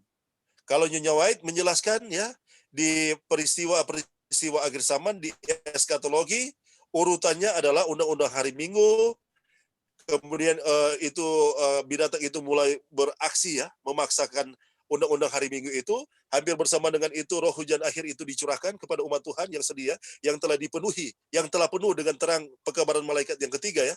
Kemudian pada akhirnya ini akan terjadi duel, sepertinya duel akan terjadi ya, antara kuasa dari binatang yang pertama dan binatang yang kedua itu dengan undang-undang hari Minggunya, kemudian dengan umat Tuhan yang telah menerima roh hujan akhir, menerima kecurahan roh hujan akhir. Memang di waktu itu tidak ada lagi yang akan dibinasakan. Hanya sedikit waktu di antara itu, memang kalau orang lihat di eskatologi itu Tuhan akan izinkan. Tapi sepertinya dengan itu akan semakin mengobarkan ya, api untuk umat Tuhan akan ditarik kepada satu kelompok yang akan membentuk kelompok umat Tuhan dengan panji bendera hari Sabat ya. Karena memang pada waktu itu hari Sabat itu akan menjadi ujian pada waktu itu. Dan hari Minggu akan menjadi ujian pada waktu itu. Dan kedua bendera itu akan berdiri untuk berperang. Yang satu dibawa komando langsung oleh Tuhan Yesus, Mikael ya. Yang satu dibawa komando langsung oleh Lucifer. Tapi kita melihat bahwa yang akan menang adalah umat Tuhan. Sampai pada waktunya nanti ketika mereka akan di bumi hanguskan. Oke, mungkin itu yang bisa dijelaskan dari apa yang kita baca di sini. Ya, terima kasih. Oke, jadi dari yang dibaca tadi memang untuk menjelaskan lagi apa yang dibacakan tadi, bahwa di Wahyu 13 ayat 11 itu ada dua peristiwa berbeda ya. Jadi ketika dia muncul tahun 1798, ketika binatang itu luka parah kan, binatang pertama luka parah, binatang kedua yang keluar dari dalam bumi muncul ya, itu Amerika Serikat ya, 1798. Namun dia belum berbicara seperti seekor naga kan waktu itu. Nanti sampai ayat 15 baru dia berbicara seperti seekor naga. Itu yang dibaca tadi ya. Jadi, terus nanti ketika dia sebelum hal itu muncul, dia berbicara akan ada apa? Dia akan apa? Adakan tanda-tanda yang dahsyat ini ayat 13. Bahkan dia kata untuk menurunkan api dari langit kan di depan semua mata orang, dan kita tahu bahwa tujuan dari dibuatnya itu apa namanya? Mujizat api turun dari langit itu adalah untuk mengatakan bahwa mereka yang memelihara Sabat itu salah kan, bahwa anak Tuhan salah dalam memelihara hari Sabat. Makanya 3 malam sebelumnya atau chapter 21, 22 itu berbicara tentang 19, 20, 21 berbicara tentang hari Sabat, betapa pentingnya hari Sabat itu kan. Nah, di sini tujuan setan adalah apa? Membuktikan bahwa Sabat itu salah kan. Ini banyak hal yang akan setan lakukan di akhir zaman tentang hari Sabat itu. Dan kita tahu juga nanti ada tentang spiritualisme yang kita pernah belajar dulu, yang Joy pernah kasih juga. Nanti juga ada orang-orang yang sudah mati akan dibangkitkan dan akan bilang ke kita, kita hari Sabat itu sudah diganti hari Minggu. Aduh, banyak hal akan dilakukan. Salah satu juga ini, mujizat turunkan api dari langit. Kita akan lihat ya, ini mujizat ini. Kalau ini dulu dibawakan oleh Elia waktu zamannya, sekarang akan muncul lagi, tetapi bukan dibawakan oleh umat Tuhan, tetapi musuh umat Tuhan ya. Jadi ini mujizat ini katanya akan dibuat sebagai ujian yang akan menentukan, deciding test ini. Jadi salah satu terakhir sebelum undang-undang ditetapkan untuk menghukum orang mati. Tadi kan untuk menghukum orang mati itu waktu apa? Naga atau binatang itu berbicara kan? Sorry, bukan naga. Binatang itu akan berbicara, binatang yang keluar dari dalam bumi berbicara. Nah, ketika sebelum dia berbicara akan ada mujizat ini. Salah satu itu apa? Api turun dari langit di hadapan semua orang. Nah, kalau bukan yang terakhir katanya dibilang itu akan menjadi salah satu yang terakhir. Ini akan adalah pertarungan antara apa? Kekuatan bumi dan apa? Tuhan. Ini yang mau dicoba di sini. Dan kita akan lihat dia punya mujizat ini apa aja ya. Seperti apa, tujuannya seperti apa. Oke. Baik. Ada tambahan? Ada silakan. Silakan. Ya, oke. Cuma konfirmasi. Jadi kalau kita lihat apa benar ya ini kita punya tanggapan dari bacaan tadi? Iya. Bahwa kemunculan binatang dan kemudian dia bersuara. Ini poin yang menarik. Iya. Ketika dia muncul itu belum menunjukkan bahwa dia bersuara juga. Ya, Dan kemudian suara, kalau lihat dari bacaan ini, bahkan ketika patung itu didirikan, itu pun dia belum bersuara. Iya. Ternyata patung didirikan, kemudian dia mengadakan mujizat, dan setan secara pribadi muncul, kemudian mulai pada akhirnya menguji umat-umat Tuhan, dan terakhir baru dia memaksa gitu. Apa seperti itu? Benar? Memaksa. Iya, betul. Yang memaksa itu yang berbicara ya, berbicara seperti seekor naga, itu yang mulai memaksa. Bahkan setelah undang-undang hari Minggu itu pun dibuat, itu belum bentuk pemaksaan gitu, belum bersuara sebagai naga gitu. Apa itu enggak? Iya, jadi ada tanggapan. Iya, silakan. Iya. Jadi tapi sebelum menanggapi pertanyaan dari Brother Ebing, kita ingin menanggapi ini mengenai kolaborasi antara mujizat ya, api sepertinya turun dari langit, kemudian ini undang-undang hari Minggu ya. Nah, kalau terang lihat kan dari pelajaran sebelumnya mengenai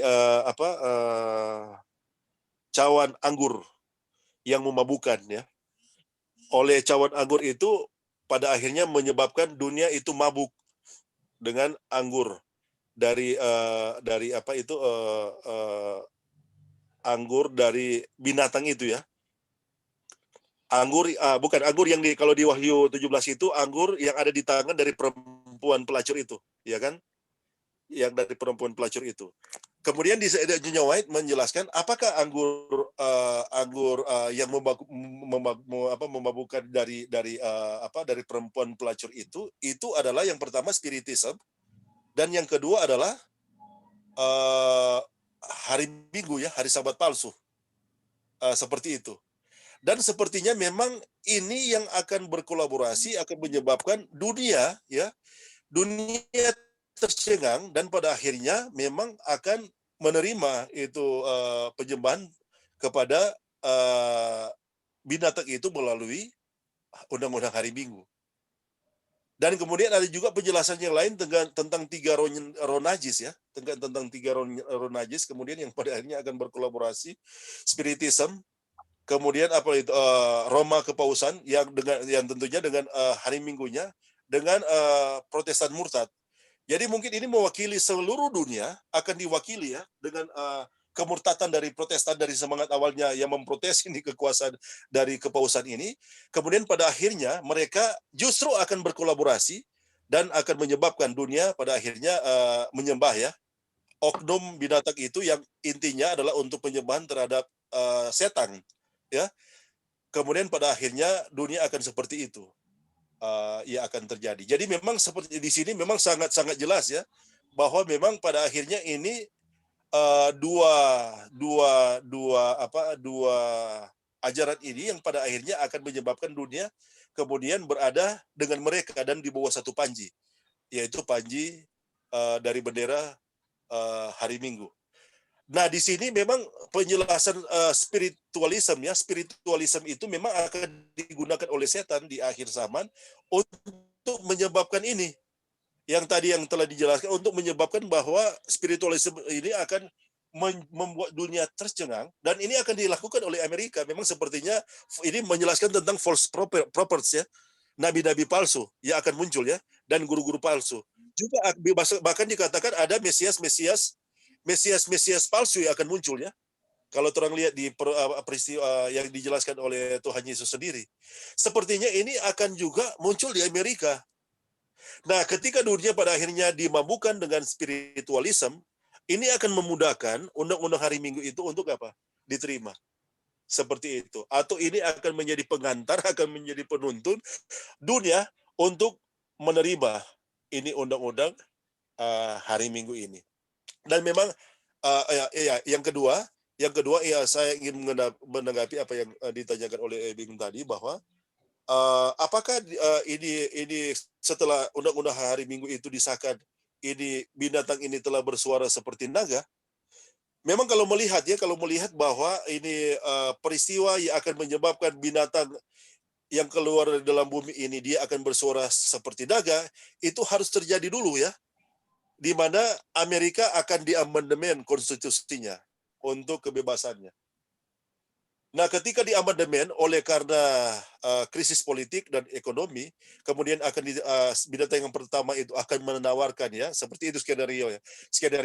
Mungkin menawarkan sesuatu yang akan menyebabkan ekonomi dan politik dari Amerika itu menjadi stabil kembali, tapi sepertinya dengan skenario seperti itu ya, Amerika harus untuk mengubah atau mengamandemen konstitusinya. Jadi seperti skenario-nya akan terjadi seperti itu, kemudian pada akhirnya akan menyebabkan dia akan bersuara seperti naga. Nah, apakah nanti ketika undang-undang hari Minggu itu disahkan secara universal, secara menyeluruh, itu yang menjadi menjadi tanda kapan ketika binatang yang kedua keluar dari dalam bumi itu akan bersuara seperti naga. Memang kalau orang melihat penjelasan sebelumnya, itu tidak akan langsung dipaksakan. Tapi memang ada satu tatanan yang akan dibuat oleh kepausan, yaitu tatanan dunia baru dengan global economic ya, ekonomi global. Kemudian ada tawaran-tawaran yang akan diberikan untuk seluruh negara, seluruh dunia ya, untuk lepas dari keadaan krisis. Ada bantuan yang akan ditawarkan, dan ini bisa saja yang menjadi bagaimana undang-undang hari Minggu itu akan diterima oleh dunia. Sebelum itu dipaksakan. Memang sepertinya skenario itu juga akan terjadi. Skenario yang seperti itu yang akan menyebabkan dunia akan menerima undang-undang hari Minggu. Pertanyaannya tuh, apakah COVID ini adalah bagian dari skenario? Orang juga bisa melihat, ya, bisa mempertimbangkan yang akan menyebabkan pada akhirnya undang-undang hari Minggu ini akan diterima. Tapi sekali lagi kembali ke pertanyaan tadi, apakah undang-undang hari Minggu itu setelah disahkan ini binatang ini telah bersuara seperti naga? Itu yang proses yang tadi ya, bahwa Amerika harus mengamandemen konstitusinya dan kemudian akan menyebabkan dia bersuara seperti naga. Oke, itu saja mungkin ya. Terima Bisa kasih. ditambahkan. Jadi ini ya kita mau coba jawab. Bagus memang kalau digambar ya. Tetapi ini ya tadi dibilang kan ketika dia berbicara itu dan dilanjutkan ayat 15, dia berbicara itu artinya memaksa, kalau tidak menuruti akan dibunuh. Jadi berbicara seperti naga itu kalau tidak turut dibunuh. Jadi pertanyaan juga tadi Brother Eric, apakah ketika undang-undang hari Minggu sudah keluar, dia belum berbicara? Betul ya, seperti itu. Jadi ini kita pernah baca dulu. Seperti Ya, ya silakan, Bro. ya, jadi saya melihat dari bacaan-bacaan ini, sepertinya ketika undang-undang hari Minggu dikeluarkan atau ditegakkan, Iya. sepertinya naga itu juga belum bersuara. Betul. Iya. Kan ketika dibuat pertunjukan kuasa oleh binatang itu pun belum. Iya. Nanti pada saat setelah dia itu membunuh dan kemudian membunuh, saat itu dia baru bersuara. Iya, betul. Dan ini saya lihat sangat selaras dengan apa yang dikatakan oleh Ellen White, bahwa undang-undang hari Minggu bukan datang dengan langsung paksaan. Wah, iya betul, Brother, betul. Undang-undang hari Minggu itu adalah program bagaimana memulihkan keadaan dunia yang waktu itu ya kacau balau lah, bisa dikatakan seperti itu. Betul. Program Sunday Law ini adalah program untuk kesejahteraan dunia. Betul. Dan kemudian itu nanti akan diikuti dengan tanda-tanda kuasa dan lain sebagainya. Nanti ketika terjadi penolakan oleh umat Tuhan yang terus-menerus, baru dia akan bersuara naga. Jadi kesimpulan Nathan Jones ini saya lihat selaras dengan apa yang dikatakan oleh Roh Nubuat gitu. Betul. Jadi poinnya ini menarik sekali. Ini saya dapat baru ini menarik sekali. Dulu saya anggap dia bersuara naga saat undang-undang hari Minggu ditegakkan. Tapi dari bacaan ini ternyata belum gitu. Iya. Baik, terima kasih. Ya, terima kasih dari tambahannya dan pertanyaannya. Memang betul ya, ini memang harus kita garis bawahi juga. Jadi selama ini kan kita, undang-undang hari Minggu sudah penganiayaan. Dan ingat, ini cara terakhir untuk membunuh ya saudara-saudara. Sebelum dia membunuh, ada tahapan membujuk dulu, seperti Brother bilang tadi. Dia akan bujuk dulu salah satu dengan mujizat yang kita baca ini. Jadi ketika dia speak as dragon, untuk memaksa bagi mereka yang tidak menurut, itu untuk membunuh itu yang terakhir ya. Makanya kita pernah baca juga yang tentang Sunday laws itu, dibilang laws kan, laws itu berarti bukan satu.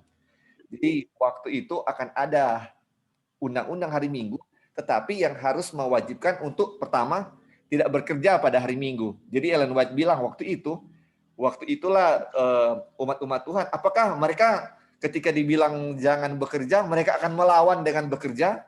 Bukan jangan.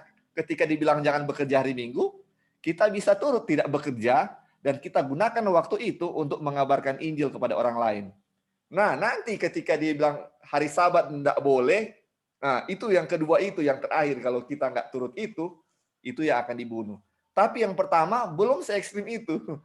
Masih nanti ini, makanya dibilang sini, mujizat-mujizat akan ada, bahkan api turun dari langit untuk bilang, hari Sabat itu salah.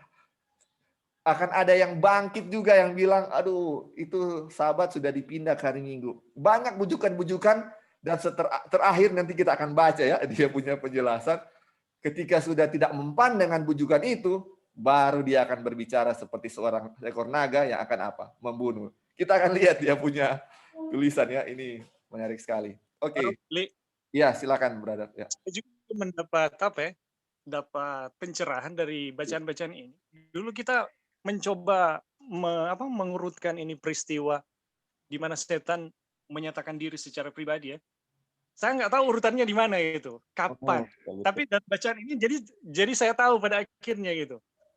Iya, Wah, setan ternyata di pertentangan terakhir dia akan menyatakan dirinya sebagai pribadi, atau dalam nubuatan Ellen White dia akan menyerupai Kristus lah untuk datang.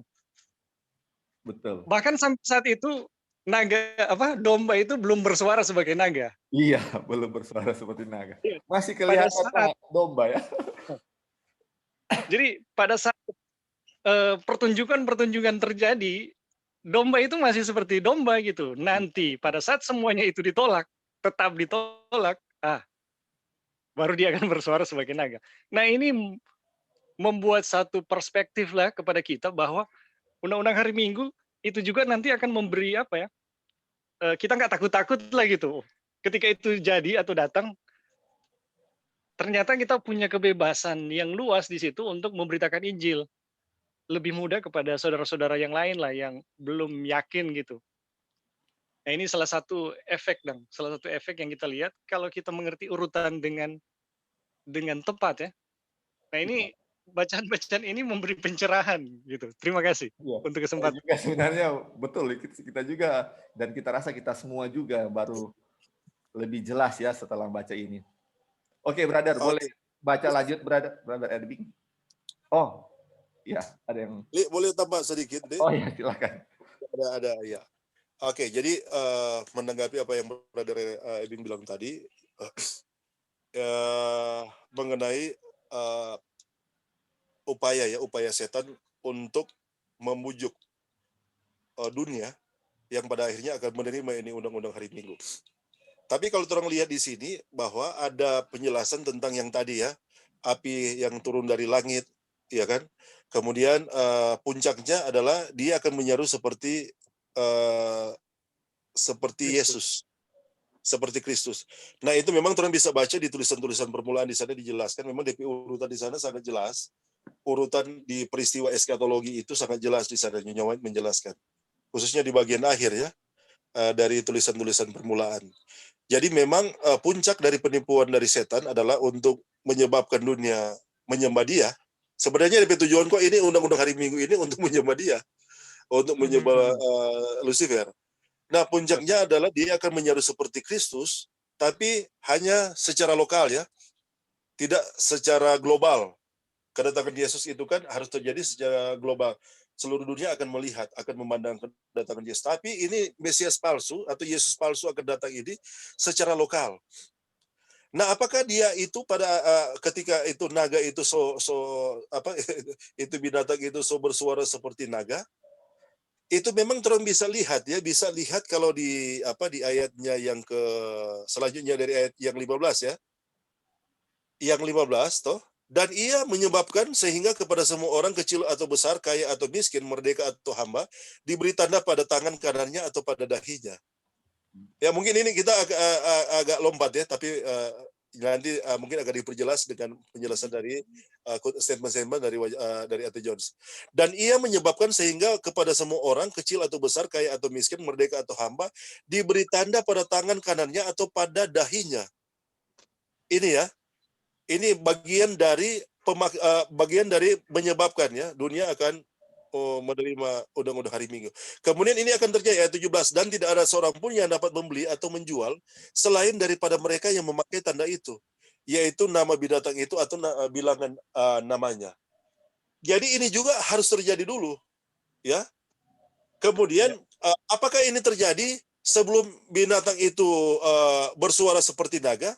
Kita melihat bahwa ayatnya yang ke-15 ya.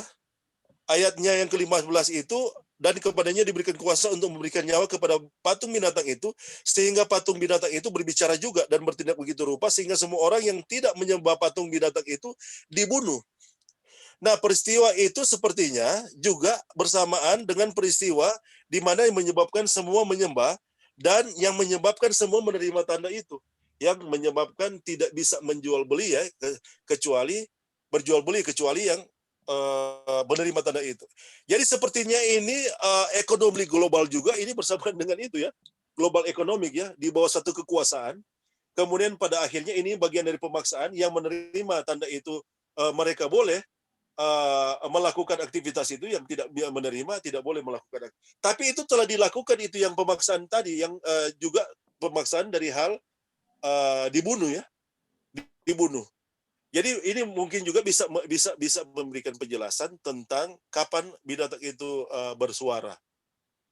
Penjelasan dari Alkitab menjelaskan bahwa ketika ekonomi global itu setelah terjadi di bawah satu kekuasaan, yaitu kekuasaan dari binatang yang pertama itu, kemudian pemaksaan itu juga secara apa ya, bukan hanya secara ekonomi, tapi secara bisa dikatakan pemaksaan secara kekuatan bisa dikatakan kekuatan persenjataan yang dimiliki oleh Amerika, dan yang tidak menerima pada akhirnya dibunuh.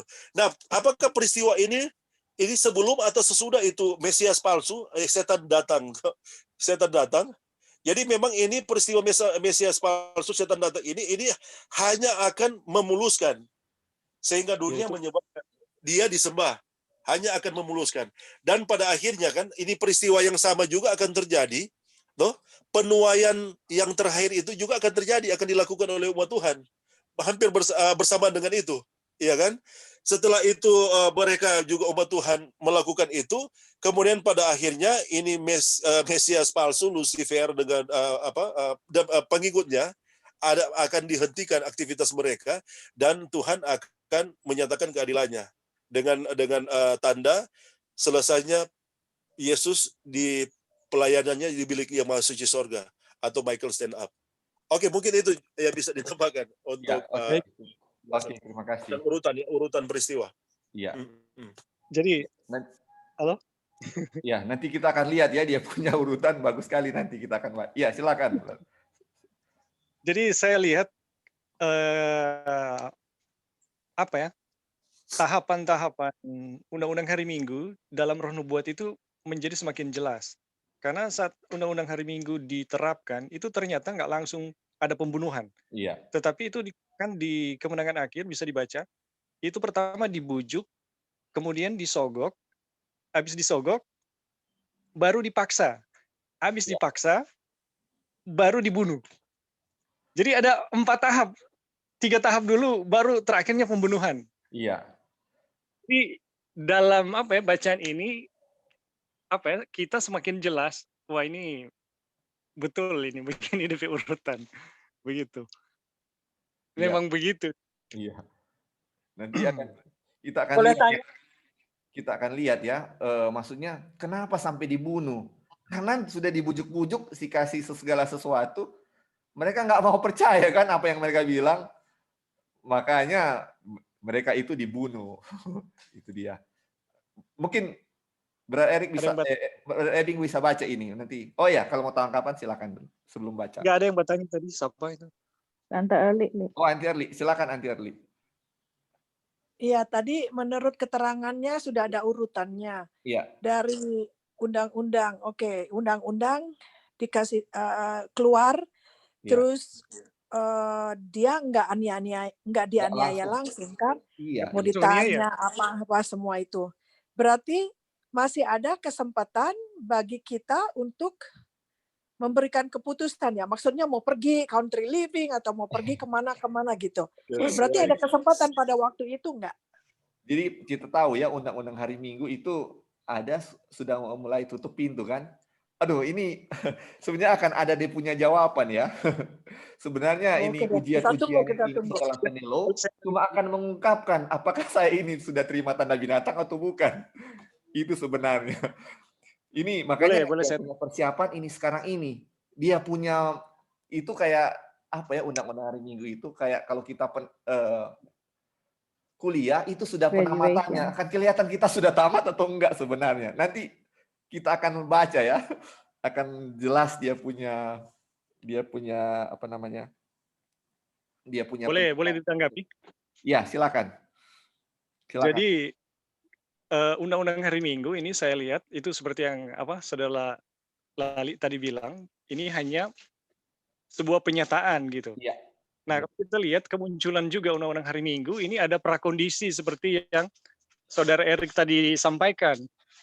Ada bencana, ada krisis ekonomi, dan lain-lain gitu. Nah, sebenarnya salah satu kenapa kita harus country living, kita harus buat keputusan-keputusan untuk persiapan, sebenarnya sebelum itu terjadi, sebelum prakondisi itu terjadi. Jadi kalau saya melihat di depan kita ini, kenapa kita harus country living? Di depan kita bukan undang-undang hari Minggu. Di depan kita itu ada krisis-krisis besar mendahului undang-undang hari Minggu. Dan kalau kita mau lebih detail, kita bisa baca di kemenangan akhir, itu ada bencana, ada tipe 2 bencana. Yang pertama alam, yang kedua peperangan. Dan kalau saya lihat, alam itu akan memicu peperangan. Jadi peperangan ini perang dunia akan terjadi, tapi ditahan, tidak terjadi sepenuhnya. Jadi saya melihat, kalau saya pelajari, kenapa kita harus country living? Karena akan terjadi peperangan yang luar biasa di kota-kota. Akan terjadi kehancuran besar-besaran di kota-kota. Kalau kita baca tulisan-tulisan tentang country living ya, akan ada kehancuran beribu-ribu kota di seluruh bumi. Dan saya melihat ini akibat dari konflik yang terjadi sebelum undang-undang hari Minggu. Dan umat Tuhan, kenapa harus country living? Salah satu poin adalah untuk mencegah jangan sampai kita alami itu gitu. Jangan sampai kita lagi mau mempersiapkan betul-betul tabiat kita nggak siap karena kita ada di kota di mana di situ arena-arena konflik yang sangat tinggi dengan bencana dan peperangan. Jadi kenapa kita harus country living? Karena ada krisis yang sangat besar yang akan terjadi sebelum undang-undang hari Minggu dan terakhir undang-undang hari Minggu. Itu pun adalah pertarungan yang sangat besar. Jadi kapan kita harus buat keputusan untuk country living, persiapan? Sekarang. Sekaranglah waktunya. Baik, terima kasih itu. Terima kasih. Tanggapan Jadi saya. yang pertanyaan juga tadi, Anti Early bilang, apakah ada kesempatan? Ya, kesempatan untuk orang-orang yang bukan Advent ya, masih ada kesempatan Iya, untuk mereka bisa bertobat atau untuk membeli. Itulah kesempatan mereka. Tapi untuk umat Tuhan kita rasa sudah selesai ya waktu itu. Dan iya. Ada tambahan. Jadi ini kita melihat begini, urutan peristiwa yang terjadi pada waktu itu, kapan ketika binatang itu akan bersuara seperti naga, binatang yang keluar dari dalam bumi. Ini orang bisa lihat di luar sana dan di dalam ya. Iya, ada penjelasan. Yang terjadi di luar sana apa? Yang terjadi di dalam apa? Iya kan? Yang terjadi di luar sana itu adalah agenda dari setan ya. Agenda dari setan. Ya, agendanya adalah itu yang tadi, untuk undang-undang hari Minggu. Kemudian sebelum itu ada bencana-bencana, ada peperangan-peperangan yang terjadi. Kemudian pada akhirnya dunia akan matang dalam kejahatan, siap dituai untuk dibakar ya. Tapi akan terjadi di dalam umat Tuhan itu juga ada yang tadi telah dijelaskan oleh Brother Ebing, itu berbicara tentang persiapan. Jadi torang sebagai umat Tuhan di dalam, apa yang akan terjadi dengan torang? Yang di luar sana akan terjadi seperti itu, ya kan? Binatang itu akan memang seperti itu, dia akan bersuara seperti naga yang disebabkan oleh binatang yang pertama, yang disebabkan oleh naga. Tapi akan terjadi dengan torang itu yang berjalan bersamaan dengan peristiwa-peristiwa itu. Nyonya White juga memberikan penjelasan. Nyonya White memberikan penjelasan bahwa di peristiwa-peristiwa itu, kalau orang baca juga di tulisan-tulisan permulaan dan juga di kemenangan akhir, di peristiwa-peristiwa itu memang ketika undang-undang hari Minggu itu disahkan, hampir bersamaan dengan itu roh hujan akhir itu dicurahkan. Jadi kita melihat bahwa undang-undang hari Minggu itu disahkan, itu kemudian pada akhirnya umat Tuhan itu akan menerima manifestasi kecurangan roh hujan akhir untuk penuaian terakhir. Oke, pertanyaannya, apakah country living, apakah terang tentang pekabaran malaikat yang ketiga itu akan mempersiapkan umat untuk itu? Ya, selain untuk menghindar yang tadi ya, yang saudara Brother Ebing bilang, untuk menghindar yang tadi bencana-bencana yang luar biasa yang akan terjadi. Tapi justru di satu sisi di dalam umat Tuhan atau di penjelasan peristiwa-peristiwa yang akan terjadi di dalam umat Tuhan itu yang akan terjadi. Jadi umat Tuhan akan dipersiapkan oleh Tuhan untuk penuaian yang terakhir. Kenapa? Konteks ke masa kesukaran besar itu memang dia akan terus berlanjut. Sampai selesainya Yesus di bilik yang maha suci sorga. Dan peristiwa itu yang masa kesukaran besar itu akan menjadi akan menjadi satu kesempatan bagi Tuhan dan umat Tuhan untuk melakukan penuaian terakhir, karena memang di situasi seperti itu dunia akan terbuka, orang-orang yang jujur terhadap kebenaran itu akan hatinya akan terbuka, dan mereka yang jujur terhadap kebenaran dan yang dikatakan mereka juga akan dituntun menjadi satu kandang, itu adalah orang-orang yang telah hidup di dalam Kristus, tapi mereka masih ada di luar sana, yang pada akhirnya akan siap untuk dituai. Kapan mereka akan dituai itu hampir bersamaan dengan peristiwa-peristiwa yang tadi. Naga itu bersuara seperti naga, peristiwa untuk pemaksaan, peristiwa untuk pembunuhan. Kemudian di dalam itu dengan gencarnya umat-umat Tuhan itu akan keluar dengan kekuatan yang luar biasa ya, dari kekuatan Tuhan itu untuk melakukan penuaian yang terakhir. Jadi memang orang lihat di sini bahwa orang persiapan bukan hanya persiapan untuk orang bisa dihindarkan ya dari keadaan-keadaan dunia yang luar biasa itu yang akan terjadi di akhir, tapi orang juga akan disiapkan oleh Tuhan. Dan memang sepertinya kalau orang lihat juga di kutipan-kutipan yang lain menjelaskan bahwa country living ini juga menjadi seperti semacam basis ya, basis dari umat-umat Tuhan, ya kan, basis dari umat-umat Tuhan yang pada akhirnya akan keluar untuk menerangi dunia, dan bumi akan menjadi terang dengan kemuliaan Tuhan, dengan terang pekabaran malaikat yang ketiga tentunya, Christ and His righteousness. Dengan terang yang bagi New White itu adalah terang yang sangat luar biasa, yang pada akhirnya akan memisahkan ya lalang dari gandum, kemudian akan memisahkan mana yang umat Tuhan, mana yang bukan umat Tuhan, dan yang pada akhirnya akan mempersiapkan satu umat untuk menyambut kedatangan Yesus pada kali yang kedua. Jadi pintu kasihan itu akan ditutup kapan? Kapan? Pintu kasihan itu Tuhan itu akan ditutup itu ketika penuaian yang terakhir itu sudah terjadi. Dan kenapa pertanyaan di Wahyu pasal 7? Kenapa keempat mata angin itu ditahan ya? Yaitu peristiwa-peristiwa bencana yang tadi itu ditahan. Ini untuk kepentingan ini. Untuk kepentingan yang terakhir, bahwa umat Tuhan akan keluar, kesempatan ini diberikan, umat Tuhan akan keluar dan melakukan penuaian terakhir. Ada penglihatan yang dilihat oleh New White ya, ketika malaikat keempat malaikat itu akan melepaskan ya empat mata angin itu, ada malaikat yang dari timur yang menyatakan tahan. Kemudian di sana ada yang ada kalimat yang dikeluarkan, darahku.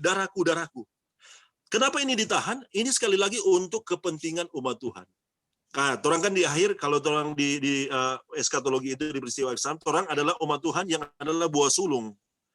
Ini buah sulung ini ia akan digunakan oleh Tuhan untuk menuai umat-umat Tuhan yang lain yang akan diselamatkan ketika Tuhan Yesus datang pada kali yang kedua. Jadi memang ini juga adalah agenda ya, agenda yang akan terjadi, yang harus menjadi fokus orang di akhir, bagaimana Tuhan rindu untuk mempersiapkan orang, ya, dan pada akhirnya sedia untuk menerima itu. Kecurangan roh hujan akhir, kemudian pada akhirnya Torah akan digunakan oleh Tuhan di penuaian terakhir. Hampir atau bersamaan dengan peristiwa-peristiwa yang di luar sana, yang juga sementara terjadi. Ini luar biasa, sehingga memang battle akan terjadi, tapi memang New White bilang, ketika masa itu, ketika kecurangan roh hujan akhir itu terjadi dan umat Tuhan akan bergerak untuk melakukan penuaian terakhir, memang upaya untuk membunuh itu akan terjadi. Tapi New White menuliskan itu pedang akan menjadi seperti jerami. Soalnya ada lagi kemampuan dari orang untuk menjamah umat Tuhan, ya. Dan pada waktu itu yang jahat akan semakin jahat, yang benar akan semakin benar, dan yang diselamatkan telah ditentukan untuk diselamatkan, yang dibinasakan akan dibinasakan, ditentukan untuk dibinasakan. Setelah Yesus selesai di bilik yang emas. Oke, mungkin itu yang juga bisa jadi tambahan untuk menjadi fokus orang peristiwa yang akan terjadi. Terima kasih untuk tambahannya, Brother. Jadi kita akan selesaikan ya, kita punya bacaan ini. Mungkin ada tiga paragraf lagi sebelum kita tutup. Ini Brother Rebing boleh baca ini.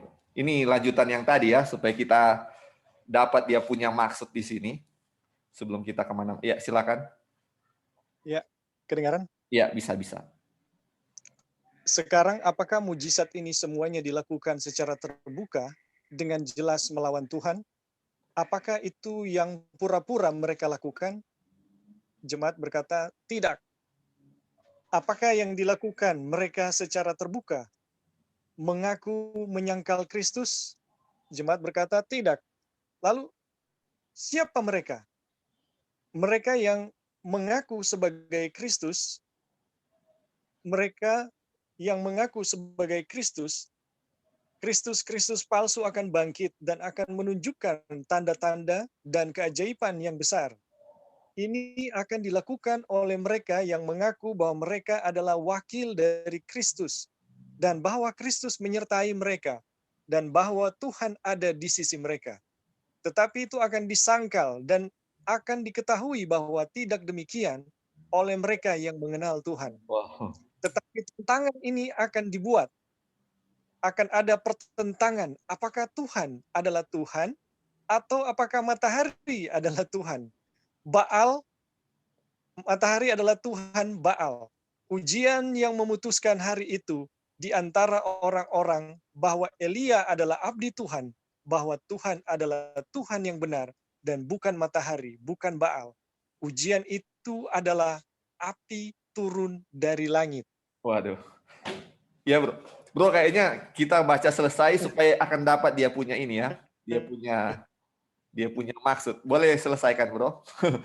Nanti kita kembali lagi. Ya.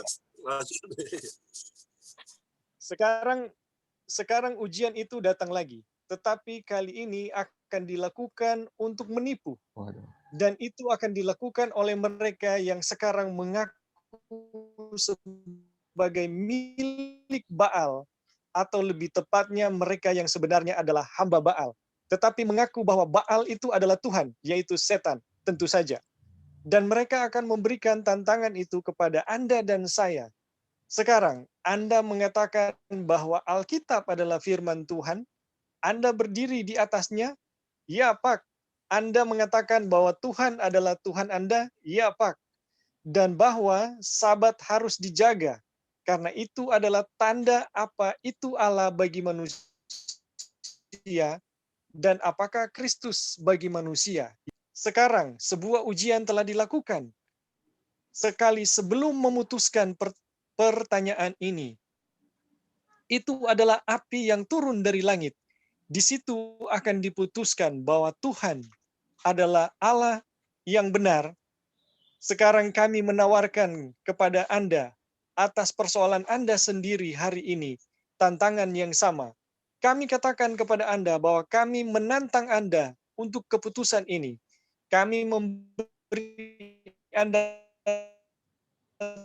tantangan yang terbuka, dan jika Tuhan adalah Tuhan kami dan bukan Tuhanmu, jika kami adalah umat Tuhan, biarlah api turun dari surga ke atas bumi.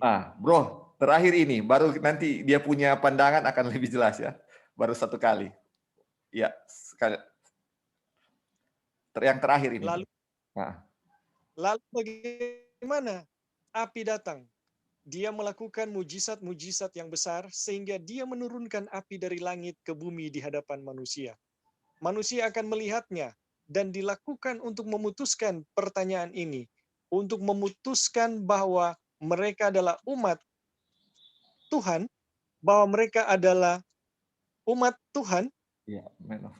Dan ketika umat Allah yang benar mengatakan bahwa itu bukanlah ujian, bahwa itu tidak membuktikan apa-apa, maka Anda lihat mereka akan berkata, baiklah, Anda kembali pada bukti Anda sendiri.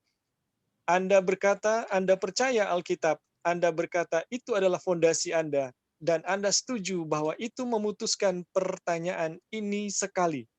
Ya Pak, tetapi sekarang ketika kami melakukan hal yang sama, Anda menyangkal bahwa itu adalah keputusan sama sekali. Apa gunanya bernalar lagi dengan manusia seperti itu? Jelas bahwa mereka sendiri mengatakan bahwa mereka berdiri di atas bukti itu. Apalagi bukti, Pak, sekali lagi harus dilakukan. Ya. Kembali pada bukti paling jelas bahwa mereka berdiri di atas bukti itu. apalagi yang harus dilakukan selain membunuh orang seperti itu? Wah, ini poinnya. Iya. Anda tidak dapat debat dengan mereka lagi dan nasib dunia. Wabah penyakit dan sampar dan semua hal ini menimpa orang-orang karena kegilaan Anda. Karena Anda tidak akan menyerah atau Ini apa ini? surrender dan Menyerah. sama ya. Ya. And yield.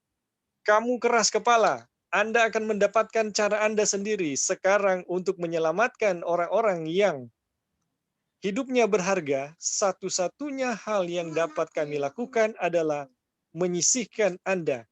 Jadi kami katakan, dan Anda akan melihat dengan membaca bahwa itu tidak dilakukan sebelum patung binatang itu dibuat. Setelah itu barulah tiba. Oke. Silakan Bro, ini sudah lebih Ini luar jelas, ya. biasa. Bahkan setelah pertarungan terakhir terjadi, baru dia bersuara sebagai naga. Betul.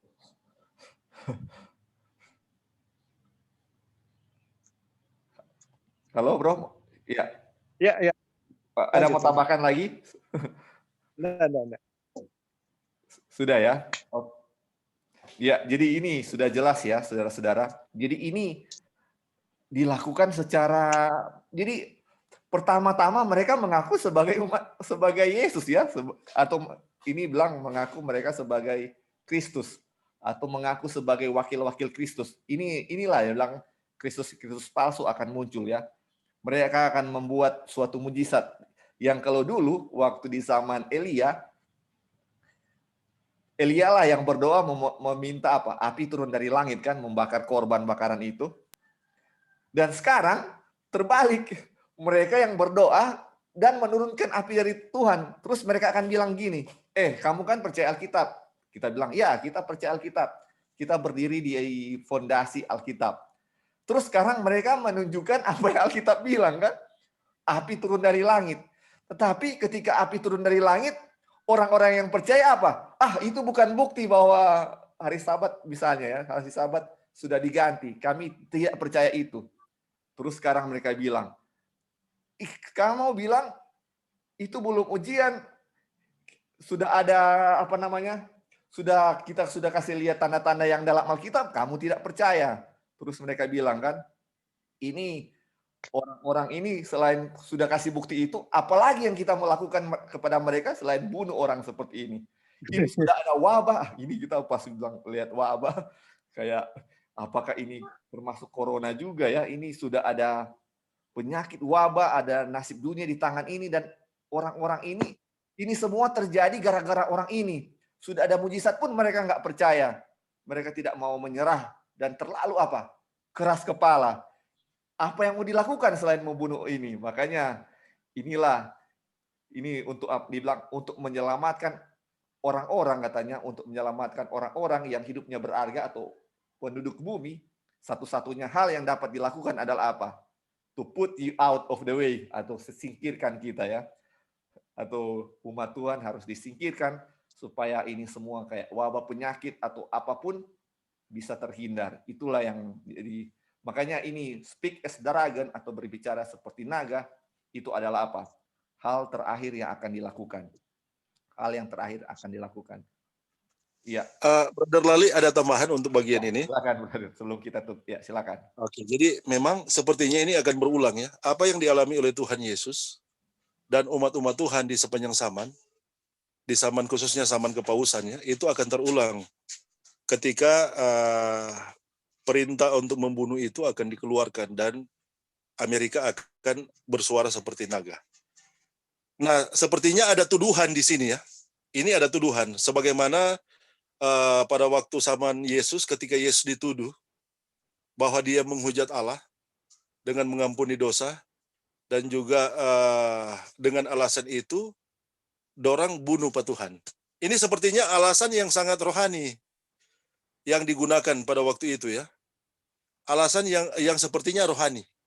Yang sepertinya rohani yang digunakan untuk menuduh umat-umat Tuhan bahwa oleh pembangkangan mereka terhadap apa yang dilakukan oleh Tuhan ya, yang menurut mereka seperti itu, kemudian pada akhirnya itu yang menjadi alasan bagi umat Tuhan untuk dibunuh. Jadi memang sepertinya dunia akan dibuat tercengang dengan peristiwa-peristiwa terakhir itu yang mereka anggap itu adalah datangnya dari Tuhan.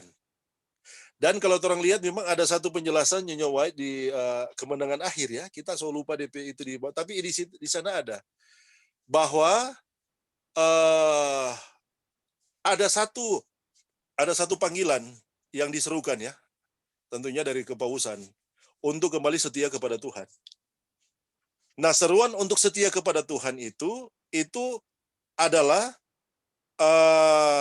dengan kembali kepada kesetiaan awal yang menurut mereka ya, yaitu kesetiaan awal itu adalah dengan menyembah Tuhan pada hari Minggu. Sepertinya ini akan dibuat sedemikian rupa dan ini akan kelihatan seperti itu adalah rencana Tuhan dan itu adalah kehendak Tuhan yang mereka buat. Dan kemudian pada akhirnya ketika umat Tuhan menolak untuk menerima hal ini, nah inilah yang akan menjadi alasan terjadinya pembunuhan itu. Terjadinya pembunuhan itu. Cuma memang kalau kita lihat, memang peristiwa pembunuhan ini berbeda dengan peristiwa pembunuhan di 1260 tahun. Ketika kuasa agama, politik, ekonomi itu berkuasa, kuasa kepausan yang menyebabkan jutaannya umat Tuhan itu dianiaya bahkan dibunuh. Tapi di sini memang kelihatannya peristiwa itu memang akan terjadi, tapi memang cuma singkat. Karena di bagian lain, kalau waktu itu tidak dipersingkat, ya, tidak ada yang akan diselamatkan. Jadi hanya singkat waktu yang akan diizinkan oleh Tuhan ketika itu akan terjadi. Kemudian pada akhirnya umat Tuhan itu akan disegarkan oleh Tuhan dengan kekuatan dari surga, dengan kuasa kecurahan roh hujan akhir. Dan sepertinya ini akan menyebabkan ya binatang yang pertama dan binatang yang kedua itu dan si naga yang menggunakan kedua binatang itu dikalahkan. Kemudian setelah itu pada akhirnya dorang yang akan dibunuh ya, bukan lagi umat Tuhan yang menjadi ancaman. Karena apa? Karena itu akan terjadi di tujuh kutub. Mereka akan mengalami keadilan dari Tuhan. Oke, mungkin itu yang bisa ditambahkan, Brother. Terima kasih. Terima kasih. Oke, ini yang dibaca Brother Ebing itu sudah yang terakhir ya untuk saat ini, dan kita akan lanjut nanti, mungkin masih banyak lagi yang akan kita ketahui dari Wahyu 13 ini. Dan inilah ya urutan-urutan yang kita sudah lihat ya, bahwa ketika patung binatang itu muncul, belum langsung ada pembunuhan atau apa yang seperti yang kita tahu sebelumnya ya, bahwa ketika undang hari Minggu sudah ada aniaya atau apa, itu belum terjadi. Jadi ada pembujukan dulu di awal-awalnya, dan pertama umat Tuhan juga akan seperti yang kita baca ini, yang baru dibaca ini, akan ditantang kita kan, apakah kita percaya firman Tuhan atau tidak. Dan mereka akan sama seperti ketika Kristus dicoba oleh setan menggunakan apa? Firman Tuhan. Dan begitu pula kita akan ditantang dengan menggunakan firman Tuhan. Apakah kita percaya firman Tuhan? Kita bilang, ya kita percaya. Dan apa yang ditulis di firman Tuhan yang terjadi waktu Nabi Elia, mereka akan kembalikan kepada kita. Setelah mereka turunkan dari api dari langit, dan umat Tuhan tidak akan percaya, saudara-saudara. Tetapi yang bukan umat Tuhan, pasti mereka akan percaya. Mereka itu sebenarnya, kalau kita akan baca selanjutnya, sudah menerima tanda binatang sebelumnya. Dan ini tinggal pernyataannya. Jadi orang-orang yang memiliki tanda binatang akan percaya ini. Tetapi yang tidak memiliki tanda binatang ini tidak akan percaya. Dan inilah mereka akhirnya akan melewati ujian-ujian ini. Sampai akhirnya adalah apa? Undang-undang untuk dilakukan apa? Akan dibunuh mereka yang melakukan hal ini. Dan kita tahu ini semua hal-hal yang terjadi ini, atau John sudah bilang ya, dan karena itu di Alkitab dibilang akan ada apa? Ada sampar atau penyakit-penyakit ya, dan mereka akan tuduh bahwa itu gara-gara orang-orang ini keras kepala, nggak mau turut apa yang dilakukan. Sudah kasih mujizat, mereka nggak percaya bahwa Sabat sudah dipindah ke Minggu. Orang-orang ini nggak percaya. Apalagi yang mau dilakukan selain membunuh mereka ya, itu. Ini karena apa? Orang-orang itu tidak mau menyerah. Ini kalau kita belajar Righteous by Faith, ada kata surrender dan yield kepada Tuhan kan.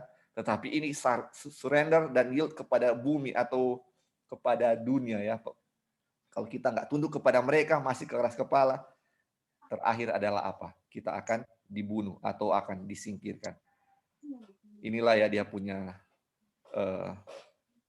pelajaran untuk hari ini ya. Ini masih dia punya pembukaan dan kita sudah dapat sedikit dia punya poin. Kita akan lanjut ya untuk berikut.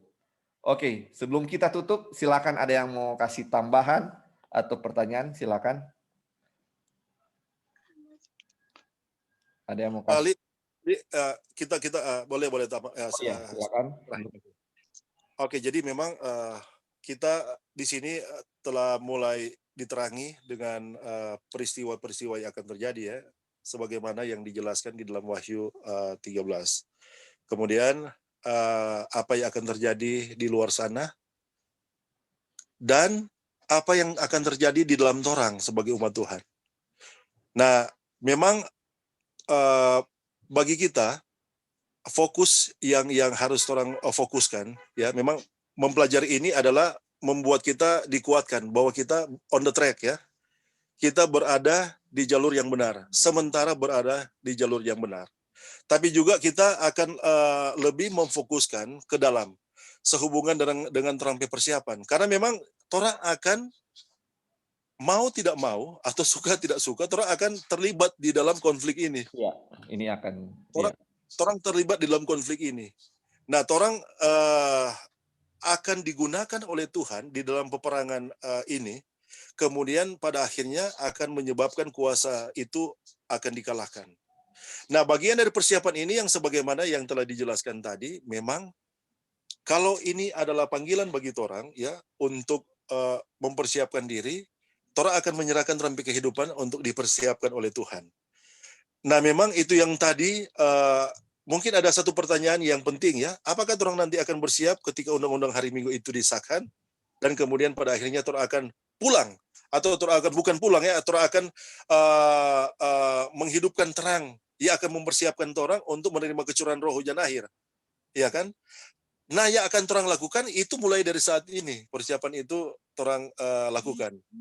Bagaimana seperti saat ini orang sementara disiapkan untuk mempersiapkan di mana orang akan digunakan oleh Tuhan pada waktu itu. Orang akan menjadi buah sulung untuk melakukan penuaian terakhir. Nah, sekarang apakah orang pada saat ini memang telah betul-betul diteguhkan untuk orang mengambil langkah, mengambil tindakan? Jadi memang ini sehubungan dengan country living ya.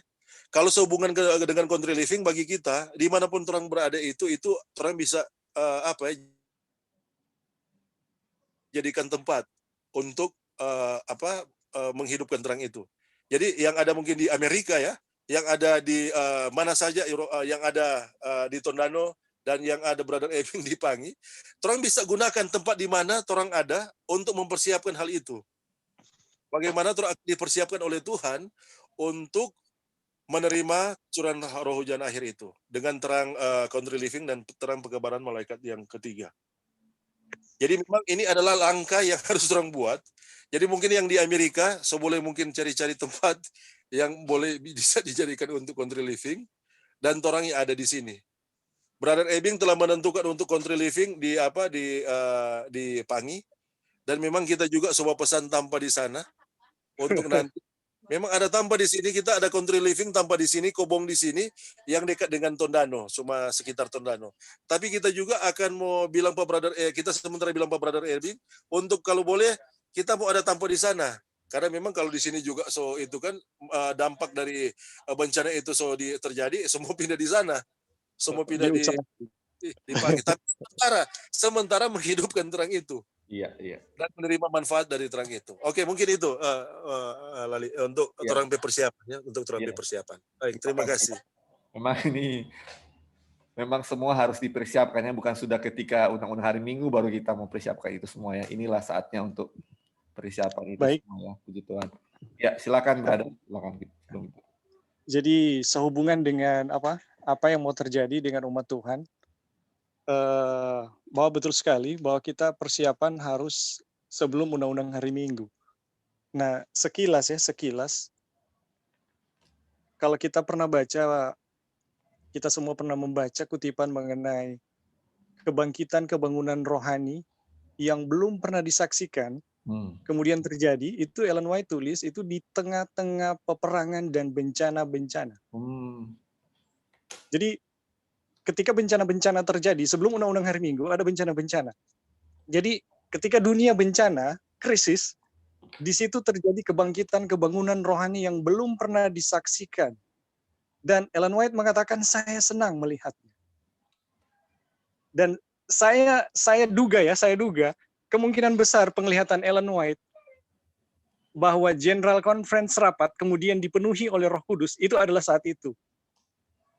Jadi ada satu suasana di mana Tuhan mengizinkan Ellen White melihat ada meeting General Conference dan mereka dipenuhi dengan Roh Kudus. Cuma Ellen White melihat, wah, ternyata bukan saat itu, saat di mana dia menghadiri konferensi itu, tapi itu jauh ke depan. Dan saya menduga kuat saat itulah, saat di mana bencana-bencana itu terjadi dan kemudian terjadi kebangkitan kebangunan rohani yang belum pernah disaksikan. Kemudian poin country living dengan keselamatan, sebenarnya ada satu poin penting yang sangat korelasinya sangat kuat. Kalau kita belajar tentang pembenaran oleh iman, sebelum pembenaran oleh iman ada yang namanya pemeriksaan, penyelidikan hati gitu. Dan country living akan menyediakan kita suasana yang paling tepat untuk menyelidiki hati. Jadi kalau kita belajar pembenaran oleh iman, Tuhan nggak serta-merta langsung membenarkan orang yang percaya. Itu kita bisa belajar nanti di buku Kabar Kesukaan. Itu nggak langsung gitu. Langsung percaya langsung dibenarkan. Enggak. Ada proses di mana Tuhan mau memeriksa orang itu. Itu kita bisa lihat ketika Adam dan Hawa waktu jatuh, itu Tuhan datang dan bertanya kepada mereka, Adam, di manakah engkau? Apakah yang engkau perbuat? Seperti itu, ada pemeriksaan. Dan itu harus terjadi sebelum pembenaran. Dan ini berkaitan erat dengan fungsi dari hukum Tuhan, apa yang telah dilanggar oleh manusia terhadap hukum. Dan itu prosesnya sangat detail. Enggak umum ya, enggak satu kali kita mengaku dosa, semuanya dihapus oleh Tuhan. Enggak, itu prosesnya detail. Dosanya per bagian yang kita buat. Dan saya melihat korelasi antara country living dan keselamatan ada di situ. Seperti imam besar mau memasuki bilik yang maha suci, dia membutuhkan waktu sekitar 10 hari ya untuk berpuasa, menyingkirkan segala pekerjaan yang biasa, kemudian menyelidiki hatinya sampai dia bisa masuk melihat Tuhan bersesuaian dengan kebenaran untuk melihat cahaya kemuliaan Tuhan. Jadi persiapan apa yang harus kita buat? Country living itu memberikan peran yang besar sekali. Baik, itu saja. Terima kasih. Ya, terima kasih, Pak Ebi. Jadi ketika kita melihat ya hal-hal yang terjadi di depan kita, ini sekaligus mengingatkan kita ya untuk persiapan kita sekarang ini. Dan salah satu persiapan kita adalah memang country living, dan ini sudah dari dulu kita buat pembahasan seperti ini ya untuk cari country living. Dan ya kita tentunya makanya kita juga berpuasa dan berdoa semoga kita bisa dapat tempat yang Tuhan sudah sediakan. Kalau ada yang umul boleh hubungi saya. Oh iya berarti ya, terima kasih. Siapa tahu bisa direkomendasi tempat yang bagus. Oh iya. Begituan ya. Oke. Baik, Pak. Boleh. Di mana itu?